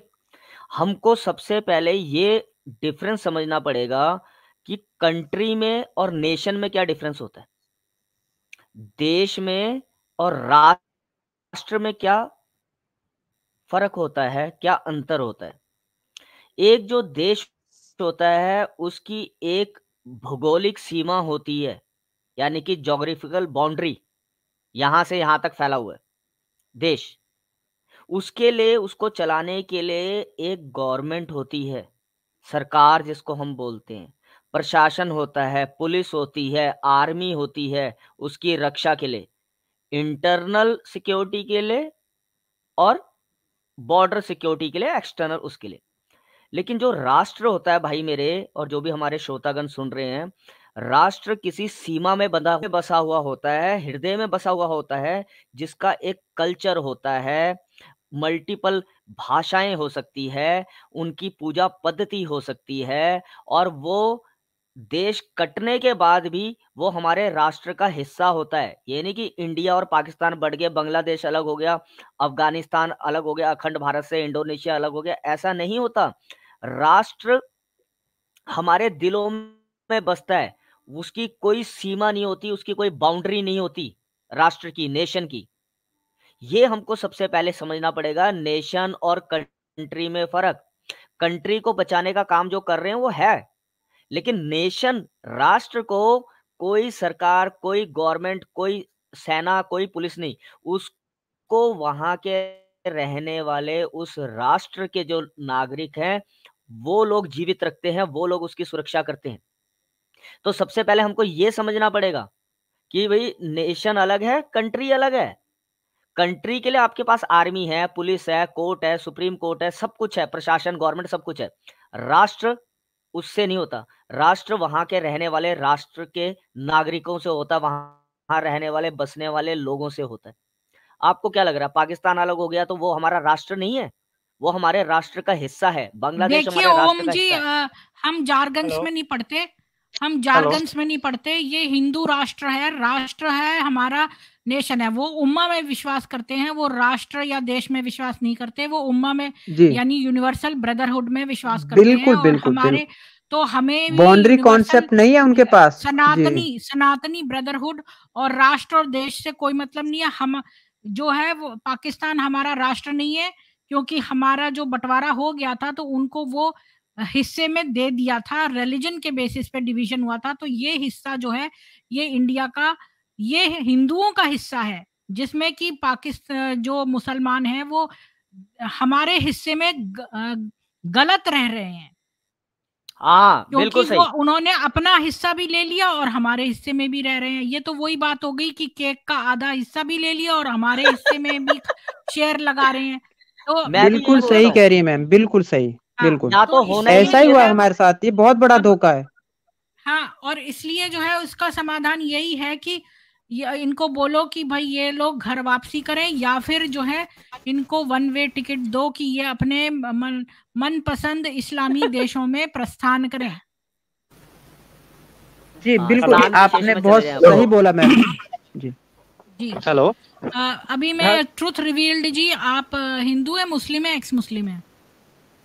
हाँ, मैं मुसलमान हूँ जी। आप मैम मैं कहाँ अभी से ज्वाइन हैं? करता हूँ ये आपको, मुस्लिम है, अभी मैं ज्वाइन पहले करता ही हूँ बता देता हूँ, जी बस आराम से बोलना भाई। जी। हाँ, थोड़ा थोड़ा ट्रुथ करके बोलना। रिवील्ड जी, ट्रुथ आप रिवील इंडिया से हैं एकदम। या पाकिस्तान से हैं?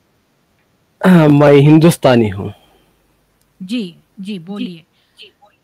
हाँ, तो आज का अब हमारा बताओ। टॉपिक है धर्मो रक्षति रक्षितः का दर्दनाक पलायन। जो ये बांग्लादेश के लोगों के साथ मुसलमानों ने जो अन्याय किया, उनकी बहनों का रेप करा और उनको ही उनके ही घर से बेदखल किया, सारी उनकी प्रॉपर्टी हड़प ली, उनको मार दिया। इतना बड़ा नोआखली में जेनोसाइड हो गया।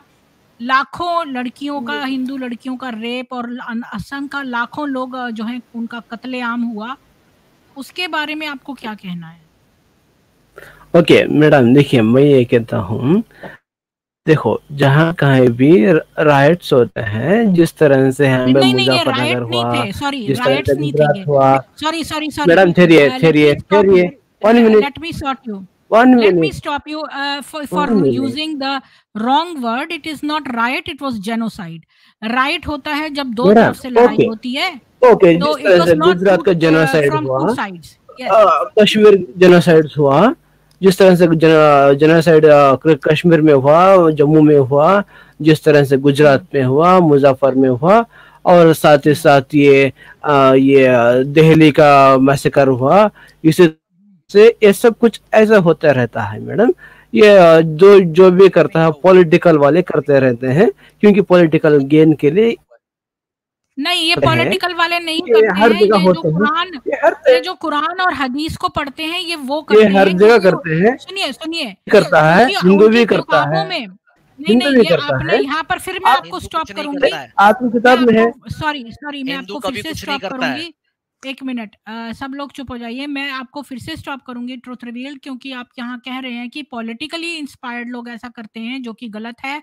क्योंकि आपकी किताब जो कुरान है और हदीस की किताबें हैं उनमें साफ साफ लिखा है कि काफिरों की जमीन पर जाइए, काफिरों की लड़कियों को जो है, और काफिरों को धर्मांतरित करिए, अगर वो नहीं होते हैं तो वो जजिया दें, नहीं तो उनको जान से मार दें। इसी पर वो अमल करते हैं, और इसीलिए ये सब तरफ एक जैसी चीजें होती हैं।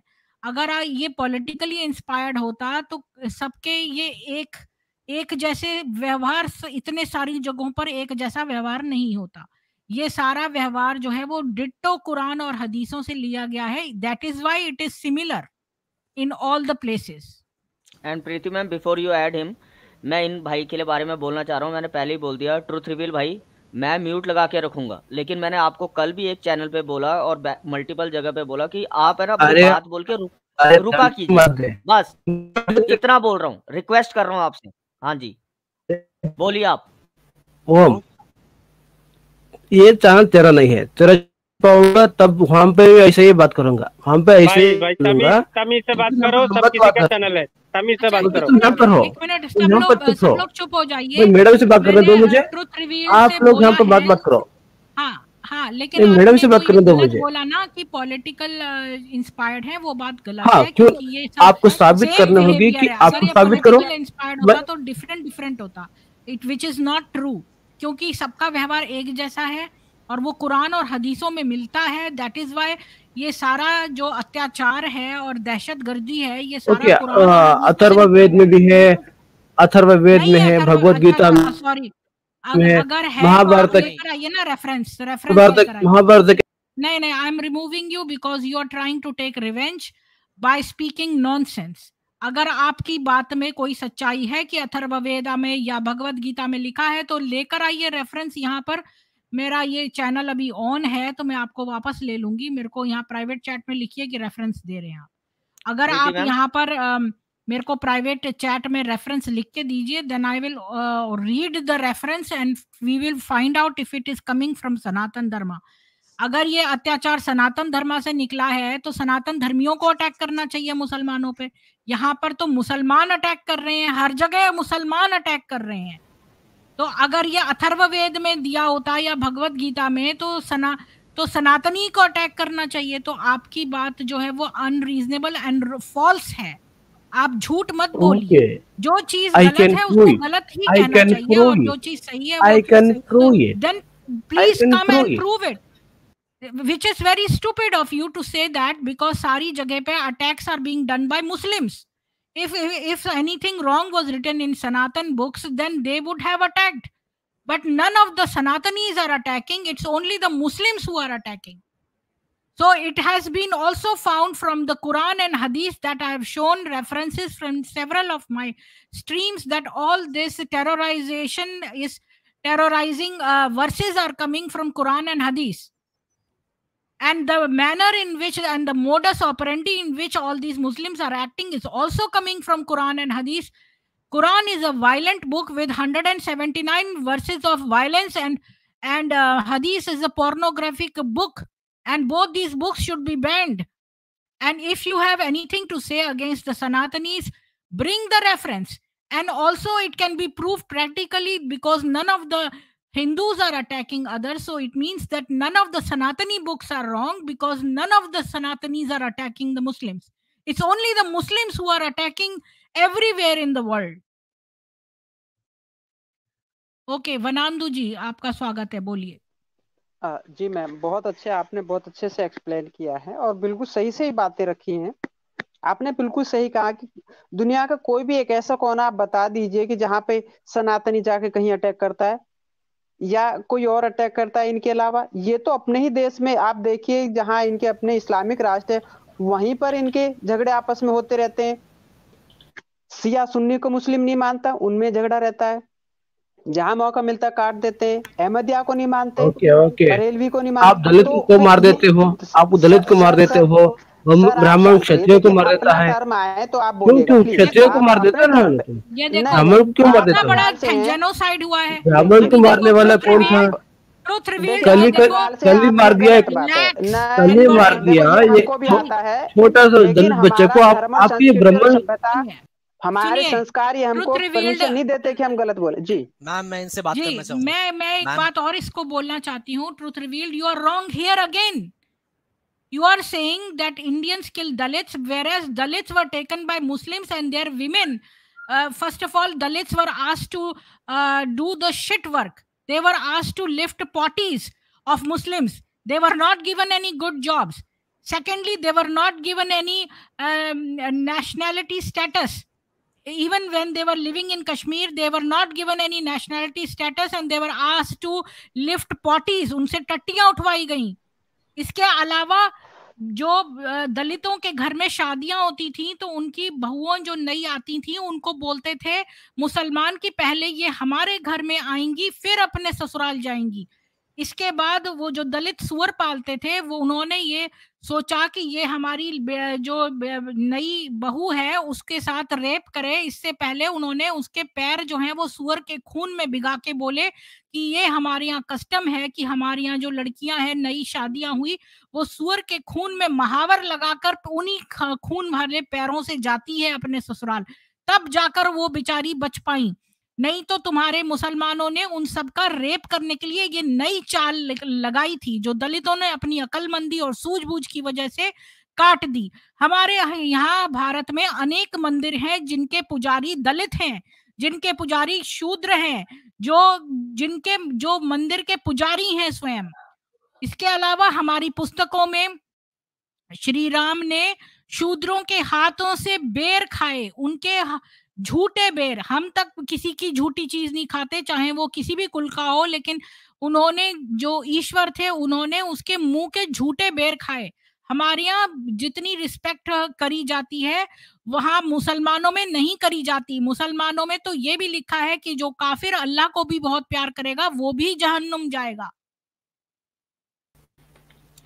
एग्जैक्टली मैम, अगर आप बिल्कुल बोले सही तो मैं कहा आपसे एक बात करना।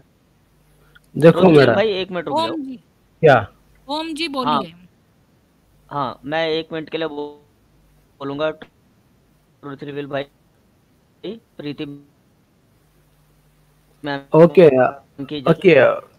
पीएचडी खत्म हो गई, पीएचडी खत्म हो गई, पीएचडी खत्म हो गई, पीएचडी को डाल के आना उसका। देखो ट्रुथ रिवील्ड तुम्हारा नाम तो तुमने रखा है ट्रुथ रिवील्ड, पर it is not truth that you are revealing, you are not according to your name. पता है ये वाली जो अरे दलितों नेटवर्क सीधा करना यार। वो ओम जी आपकी आवाज आ नहीं रही है, नेटवर्क कहाँ गई? आपकी आवाज 1 मिनट ट्रुथ रिवील जी please don't speak. Om ji आपके नेटवर्क कनेक्शन में कोई प्रॉब्लम है, आवाज नहीं आ रही आपकी, कट के आ रही है। करें 1 मिनट। ओम जी आपकी आवाज नहीं आ रही है, कट कट के आ रही है। जी ट्रुथ रिवील्ड जी, आपको बांग्लादेश में जो जेनोसाइड हुआ था उसके बारे में कोई बात करनी है तो करिए, नहीं तो आप ओके आगे ठहरिए। ओके एक सेकंड मैडम। ओके क्या बोलना चाहते हो? अच्छा थोड़ा सा देखिए कि आ रही है आपकी, नहीं आ रही? नहीं आपकी आवाज कट के आ रही है। तो हट, उस जगह से हटो ना यार, उस जगह से हटो, बाद में से आ जाओ हम पर आ जाओ। आपको सुनिए ट्रुथ रिवील जी, आपको अगर उनका जो फैमिली का जो स्टोरी है कि उनको पलायन करना पड़ा और कैसे उनके ही अपने रिश्तेदार को ओके काट दिया गया और इतना सारा अरे जेनोसाइड हुआ, यार उसके बारे में ओके कोई ओके बात ओके करनी है तो आप करिए। This is the okay topic, okay ये टॉपिक है आज का, इसके बारे में करनी है बात तो करिए। मैं 2 मिनट देती हूँ। देखो, चाहे जहाँ कहीं भी मैसेकर हो या जेनोसाइड हो या दंगा फसाद हो, इसमें जो भी दोनों कम्युनिटी के क्या होता है, कोलेटरल डैमेज होता है। जिस तरह से नहीं नहीं गुजर नहीं, रॉन्ग रॉन्ग रॉन्ग। 1 सेकेंड यहाँ पर Hindu, sorry, you are not in a position to discuss because you lack knowledge। एक ही कम्युनिटी का नुकसान हुआ है and that is Hindu community, क्योंकि जो मारे गए थे विक्टिम सारे ही हिंदू थे। मैम अब जेनोसाइड हुआ आवाज आ है रही है? लैक्स ऑफ हिंदूज का, कोई 1-2 हिंदू की बात नहीं हो रही है। तो you lack the knowledge of history. तो आप जाके पहले हिस्ट्री की पढ़िए, गूगल करिए, चाहे कोई और सोर्सेस से न्यूज़पेपर्स उठा के देखिए, पुराने आर्काइव्स में जाके देखिए, आर्कियोलॉजिकल सर्वे ऑफ इंडिया से पुराने न्यूज़पेपर्स निकाल के देखिए, कैसे भी करिए। Get your history straight first, तब आके आप बात करना। और अनदर थिंग कि जब हम जेनोसाइड की बात करते हैं, we don't laugh, and you came and you started your talk with a laughter and that is not acceptable. जब हम जेनोसाइड की बात करते हैं तो ये दुख की बात है, जो फैमिलीज के लोग मरे हैं, हम उनके लिए कितने भी आंसू बहा लें वो भी कम है। और आप इतने इनसेंसिटिव तरीके से हंसे पहले अपना आंसर स्टार्ट करने से पहले, उससे मुझे हर्ट हुआ है। Please don't do that again. और अपना नाम भी आप चेंज कर दीजिए, क्योंकि आप ट्रुथ रिवील्ड अगर सचमुच हैं तो आप हिस्ट्री जाके पता करेंगे, और कम से कम इतने तो आप में मैनर्स होंगे कि कोई ये जेनोसाइड हुआ है तो उसको एक्सेप्ट करिए और उनको रीविक्टिमाइज मत करिए। You are revictimizing a victim, that is wrong. Preeti ma'am आवाज आ रही है अब मेरी? जी, अब आ रही है, बोलिए। ठीक है मैम, थैंक यू। तो ये ट्रूथ रिवील भाई है ना, इधर उधर घुमा के बोल रहा है। मैं ऐसे बोला जहाँ जो प्लेटफॉर्म होगा तुम्हारे उधर वाले की बात पीएचडी की लगा रहा वहां बोलेंगे, लेकिन यहाँ पर मैम का ये प्लेटफॉर्म नहीं है। मैं कैसे बोल दूं मैम की इजाजत के बिना? ठीक है, यहाँ पर जो पलायन की मैम बात कर रही हैं, बांग्लादेशियों का पलायन या उसके कारण से जो भी प्रॉब्लम्स क्रिएट हुई है, उस पे बात कर लो भाई, मुझे कोई ऑब्जेक्शन नहीं है। और मैं म्यूट लगा के रखता हूँ हमेशा। अगर आप हद से ज्यादा बढ़ जाते हो तब मैं बोलता हूँ मैम से, होस्ट से, जो होस्ट होगा जिस चैनल का उससे बोलूंगा। तो मैं तो नहीं ऐसे बीच में बोलता। आपने बोला मैम के साथ बात करने, तो मैम से करो ना बात, आप उनके क्वेश्चंस के आंसर दो ना। दीन के नाम पे तुमने देश मांगा, दीन के नाम पे देश मांगा, मिल गया तुम्हें, किसी भी तरीके से मिल गया ना। उसके बाद टू नेशन थ्योरी का क्या हुआ? 1971 में टू नेशन थ्योरी तुम्हारी चलेगी, उखड़ के बांग्लादेश बन गया। इसका आंसर दो ना, वो किस आधार पे तुमने जेनोसाइड किया? दैट इज नॉट दंगा मेरे भाई, दैट इज नॉट दंगा, that is one sided war, that is genocide. तो टू नेशन थ्योरी तो उसी दिन फ्लॉप होगी जिस दिन तुम्हारे जो कायदे आजम है, उन्होंने बांग्लादेश, जो आज का बांग्लादेश है, वहां जाके उन्होंने स्पीच दी, from today onward Urdu is our national language. ऐसा ही है मैम, जिस तरीके से मैं अच्छा सा नहीं बोल सकता, वैसे उन्होंने ऐसे ही बोला, इंग्लिश में स्पीच दी कि आज से उर्दू हमारी नेशनल लैंग्वेज होगी, और बाकी सारी लैंग्वेज को कुचल दिया, बंगाली, पश्तो, सिंधी, एक्सेट्रा एक्सेट्रा। तो अपनी गलतियां मानो भैया, अपनी गलतियां मानो। हाँ, कोई आ रहा है भाई तो हाँ, आके क्योंकि डिफेंड करे। ट्रूथ रिवील्ड जी, आपको जाके हिस्ट्री चेक करिए और ट्रुथ का साथ दीजिए। अगर आपने अपना नाम ट्रुथ रिवील्ड रखा है तो ट्रुथ का साथ दीजिए।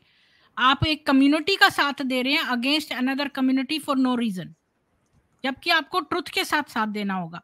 हम जो है, अगर कोई सनातनी गलत काम करता है तो हम उसकी साइड नहीं लेते हैं, पर आप लोग अन्याय और दुराचारी की साइड लेते हो, पेडोफाइल को नबी बना देते हो, तो आप लोग बेसिकली रॉन्ग हो। बिल्कुल। मैं मैडम कुछ और बोलना इसका नाम चाहता हूँ। ट्रुथ रिवील है ना, तो एक ये मिनट बोल के मैम चला जाऊंगा हाँ हाँ मैम। कोई नहीं, ये अपने ट्रुथ को ही रिवील करता है अपने बोलने से, ये अपने ट्रुथ को जी ही रिवील करता है अपने इस्लाम में। हाँ भाई जी, बोलिए। वनांदु जी बोलिए। जी मैम, अभी जिस तरह से ओम जी कह रहे थे कि बांग्लादेश में जो जेनोसाइड हुआ, बिल्कुल सही कहा। आपने तो शायद आपको मेरे से ज्यादा ज्ञान होगा, लेकिन जहां तक मैं जानता हूँ, मैंने पढ़ा था कि वहां पर ऑफिशियली डाटा दिया गया था कि 5 लाख लेडीज लोगों का वहां पे रेप हुआ था, लेकिन वो डाटा जो दिया गया वो जो रियलिटी थी उससे 4 गुना कम था। 20 लाख लेडीज का इन लोगों ने रेप किया। जब वो आपके भाई थे, मुस्लिम भाई थे सारे के सारे, तो फिर रेप क्यों किया? दूसरा, बताया गया कि वहां पर एक 50 लाख लोगों ने वहां से पलायन कर दिया, लेकिन जो ऑफिशियली डाटा वो बोल रहे हैं कि 50 लाख, 60 लाख, 70 लाख वहां से आए। लेकिन अगर रियलिटी देखी जाए तो 5 करोड़ मुस्लिम लोग निकल कर इंडिया में एंटर कर गए थे, उन लोगों से डर डर के। क्यों? क्योंकि जो पाकिस्तानी आर्मी था, उन लोगों ने इतना टॉर्चर किया उन लोगों को, इतना बुरा उन लोगों का हाल किया। शायद पिछले किसी एपिसोड में कुछ स्ट्रीम चल रहा था, मैंने बताया था कि उन लोगों ने औरतों को किस तरह से कैंप में इकट्ठा किया। उन लोगों के जो कपड़े थे लेडीज लोगों के, वो सारे उतार दिए। अब भागो, कहाँ जाओगे? वो नहीं जा सकते थे बेचारे, बस वो उसी कैंप में पड़े हुए हैं, बस कहाँ जाए? अब नंगा आदमी तो कहीं जा नहीं सकता, सॉरी, आदमी 1% जा सकता, लेकिन लेडीज तो नहीं जाएगी ना। इन लोगों ने इतने अत्याचार किए। मैम जी, शायद आपको याद हो अभी मैं तो जो जी, मैम 1 मिनट लूंगा, बस ज्यादा नहीं, बस। इन लोगों ने, इनकी जो आर्मी थी, उन लोगों ने जो ये आपका गन होता है, जो पूरा लंबा राइफल होता है, उसके आगे जो बोलते हैं क्या, जो चक्कू सा होता है, बैनेट बोलते हैं, क्या बोलते हैं उसे, वो पूरा इस तरह से उनके प्राइवेट पार्ट में एंटर करके ऐसे बीच उसमें कैंप में ऐसे टांग देते थे, मार मार के उनको नंगा करके। आप इतनी दहशत इन लोगों ने उनके अंदर पहुंचा दी थी कि हाँ, आप कुरान में भागो लिखा कैसे। है कि काफिरों के बिल्कुल, दिल में दहशत पैदा करो। दहशत, ये वही काम बिल्कुल तो कर रहे हैं, बिल्कुल वही बिल्कुल काम कर उन्होंने रहे हैं। किया मैम, जी, वहां पे किया। अब हाँ, मैं, जो बांग्लादेशी कोई भाई अगर सुन रहा है तो वो थोड़ा अपने अंदर झांके ना कि इन लोगों ने तुम्हारे साथ क्या किया था, और तुम इनको कैसे भाई कहते हो? कैसे कहते हो? क्या वो तुम्हारे भाई हो सकते हैं कभी? और फिर कभी कोई बात आती है तो आज लोग वही हमको आंखें दिखाते हैं कि यहाँ की आर्मी वहां पर गई, हमारा इंटेलिजेंस वहां पर लगा, उन लोगों को वहां से आजाद कराई, नर पिशाचों से छुड़ाया, और वो आज हम ही को आंखें दिखाते हैं। क्या हमको गुस्सा कभी नहीं आता? या फिर हम क्या सोचेंगे उनके बिल्कुल। बारे में? क्या वो हमारे बारे में सोचते हैं थोड़ा सा कि वो बदले में हाँ, क्या दे रहे हैं? नहीं, वो तो अपनी सोचना किताब के चाहिए सब, अनुसार कर रहे हैं, उनकी आत्माएं मर चुकी हैं, उनकी ये कॉन्शियंस है सोचना नहीं। चाहिए, जी, उनको सोचना धर्मो चाहिए कि हम रक्षति कहाँ खड़े रक्षतः। हुए हैं। जी, धर्मो रक्षति रक्षतः, आपको ट्रुथ रिवील्ड से क्या कहना है? मैम मैं वही कहना चाहूंगा, जैसे मैंने बताया था कि मेरे दादाजी के छोटे बहन को मारा, वो उनके बाजू में रहने वाले थे। उन शख्स का नाम भी मुझे पता है क्योंकि मुझे बताया गया था, अब्दुल रशीद नाम था उनका। उनका वहाँ पे बाजू में ही घर था, एंड वो कोई पेजेंट या फार्मर नहीं थे, वो अच्छे खासे घर के थे। ओके, ये आदमी जो सुन रहा है, बकवास कर रहा है लाइव चैट में, उसी को बोल रहा हूँ। ट्रुथ रिवील्ड नाम रखा है, नाम तेरा ट्रुथ रिवील्ड होना ही नहीं चाहिए, जो भी है बकवास आदमी है तू। और मैं सीधा तेरे को बता रहा हूँ, तुम्हारे जितने भी लोग हैं, तुम लोग ही हमेशा से सब टाइप की गंदगियां करते हो, दूसरों को मारते हो। समझ में आ रहा है तुमको मैम? क्योंकि वो आदमी हमेशा से भाईचारा दिखाता था हमारे परिवार को, बहुत आना जाना, मिलना बैठना, खाना पीना, सब कुछ। और जब इंडिपेंडेंस का टाइम ड्यूरिंग 1944 उनका ऐसा था कि वो परिवार बोलता था सब साथ मिलके अंग्रेजों को हराएंगे, साथ मिलके अंग्रेजों को हराएंगे। और जब मौका आया तब क्या किया उन लोगों ने? दिखा दी ना अपनी औकात। Sorry I am using this term, but such man, हमने जो सहन किया हमारे मुंह से यही निकलेगा। ओके ब्रदर, जिस तरह से आपके संस्कार ब्राह्मण ने जिस तरह से गलती जुबान के साथ किया था। तू ब्राह्मण की बात मत कर, जब काटा ना तब तूने ब्राह्मण, शूद्र और क्षत्रिय नहीं देखा। समझ में आ रहा है तुझे? विमेन का कर रहा है और उसका बदले में भी बोल रहा है। इसकी ये इतना बदतमीज है, मुझे नहीं पता था। मतलब इंस्टेड ऑफ बीइंग अशेम्ड और सॉरी बोलने की बजाय कि सॉरी मेरी कम्युनिटी के लोगों ने ऐसा किया और मैं जो हूँ इस पापी मजहब को छोड़ता हूँ, बजाय ये कहने के ये आदमी जो है उसको डिफेंड करने की कोशिश कर रहा है। चलिए अभी लास्ट में जो है आप जो है धर्मो रक्षति, इनको एयरपोर्ट पर नंगा करके चेक किया जाता है, यही तो कारण है कि इनको एयरपोर्ट तक पे नंगा किया जाता है। बिल्कुल दिखाओ सही। ये वो तो नहीं है। कितना इंसल्ट होता है, ये कभी सोचते हैं क्या? नहीं, आम जनता परेशान है। पाकिस्तान का क्या हाल है? हैं, इनको कोई शर्म वगैरह नहीं आती है, ये चिकने घड़े हैं। मैम एक इनको मिनट, कुछ नहीं आता, ऊपर इनको शर्म नाम की चीज नहीं है। यहाँ पर मैम देखो एक कितना बदतमीज है, कितना लो लाइफ है कि यहाँ पर हम इतने लाखों लोगों का जेनोसाइड बता रहे हैं and he is trying to defend that. Can you believe it? मतलब कि इस तरह के नर पिशाच है, ये नर पिशाच पूरा, और ये भी, मैम और इसका जी ये नबी भी। बिल्कुल। मैं अच्छा, खुले आम अभी बोल रहा हूँ धर्मो मैम। रक्षती आप लास्ट में जो है अपने क्लोजिंग कमेंट्स दे दीजिए, मैं ये स्ट्रीम क्लोज कर रही हूँ। जी मैम। और मैम जितने लोग मैं अभी देख रहे हैं प्लीज लाइक कर दीजिए वीडियो को, क्योंकि 61 लोग देख रहे हैं, प्लीज लाइक कर दीजिए, तभी यूट्यूब उसको आगे फॉरवर्ड करेगा। और नहीं तो ये लोग हमेशा जो है हम मेरे वीडियोस को ज्यादा से ज्यादा रिपोर्ट करते हैं, क्योंकि इन लोगों में एका है, हम हिंदुओं में नहीं है। हम लोग क्यों नहीं लाइक करते वीडियोस को, ताकि जो है वो कट जाए, अगर वो कोई रिपोर्ट करे कुछ करे तो उसका कट जाए, क्योंकि ये लोग सोचते हैं कि हमें इनके इस्लाम के बारे में बहुत पता चल गया है, तो इसी को डेफिनेशन है ये इस्लामोफोब की, जिसको इस्लाम के बारे में ज्यादा जानकारी हो गई, तो जो नहीं होनी चाहिए थी इनके हिसाब से, क्योंकि ये हमें मारना चाहते हैं ताकि उस तरह से कि हम अनभिज्ञ रहें, मतलब हमें पता ना चले और ये हमें मारते रहें चुपचाप। अब हम लोग जागरूक हो गए, पर सारे नहीं हुए हिंदू, तो आप प्लीज लाइक करिए वीडियो को। धर्मो रक्षती जी, आपसे जी कहूंगी मैम। क्लोजिंग कमेंट्स देने के लिए। मैम बहुत लोग वैसे भी हमसे पूछते हैं, जब हम लोग यहाँ पे आगे, बहुत लोग मुझे भी, यानी आजकल जब मैं रिवील करता हूँ तो मुझे पूछते हैं कि फिर आप लोग आए क्यों, वहाँ पे लड़ाई क्यों नहीं किया। मैम मैं एक चीज कहना चाहूंगा, उन लोगों को वो टाइम भी फंड किया जाता था, तब 5 टका यानी 5 रुपए बोलते हैं, जब जो हमारे फार्मलैंड्स में काम करते थे उनको 5-5 रुपए दिया जाता था, 5 रुपए के लिए काटने को तैयार हो जाते थे, और उनको हथियार भी सप्लाई किए जाते थे, आड़ी कुड़ाल फावड़ा सब कुछ उनको सप्लाई किया जाता था। हिंदुओं के लिए कोई कभी था ही नहीं, कभी भी सब इंडिविजुअली खुद के बल पे है पहले से।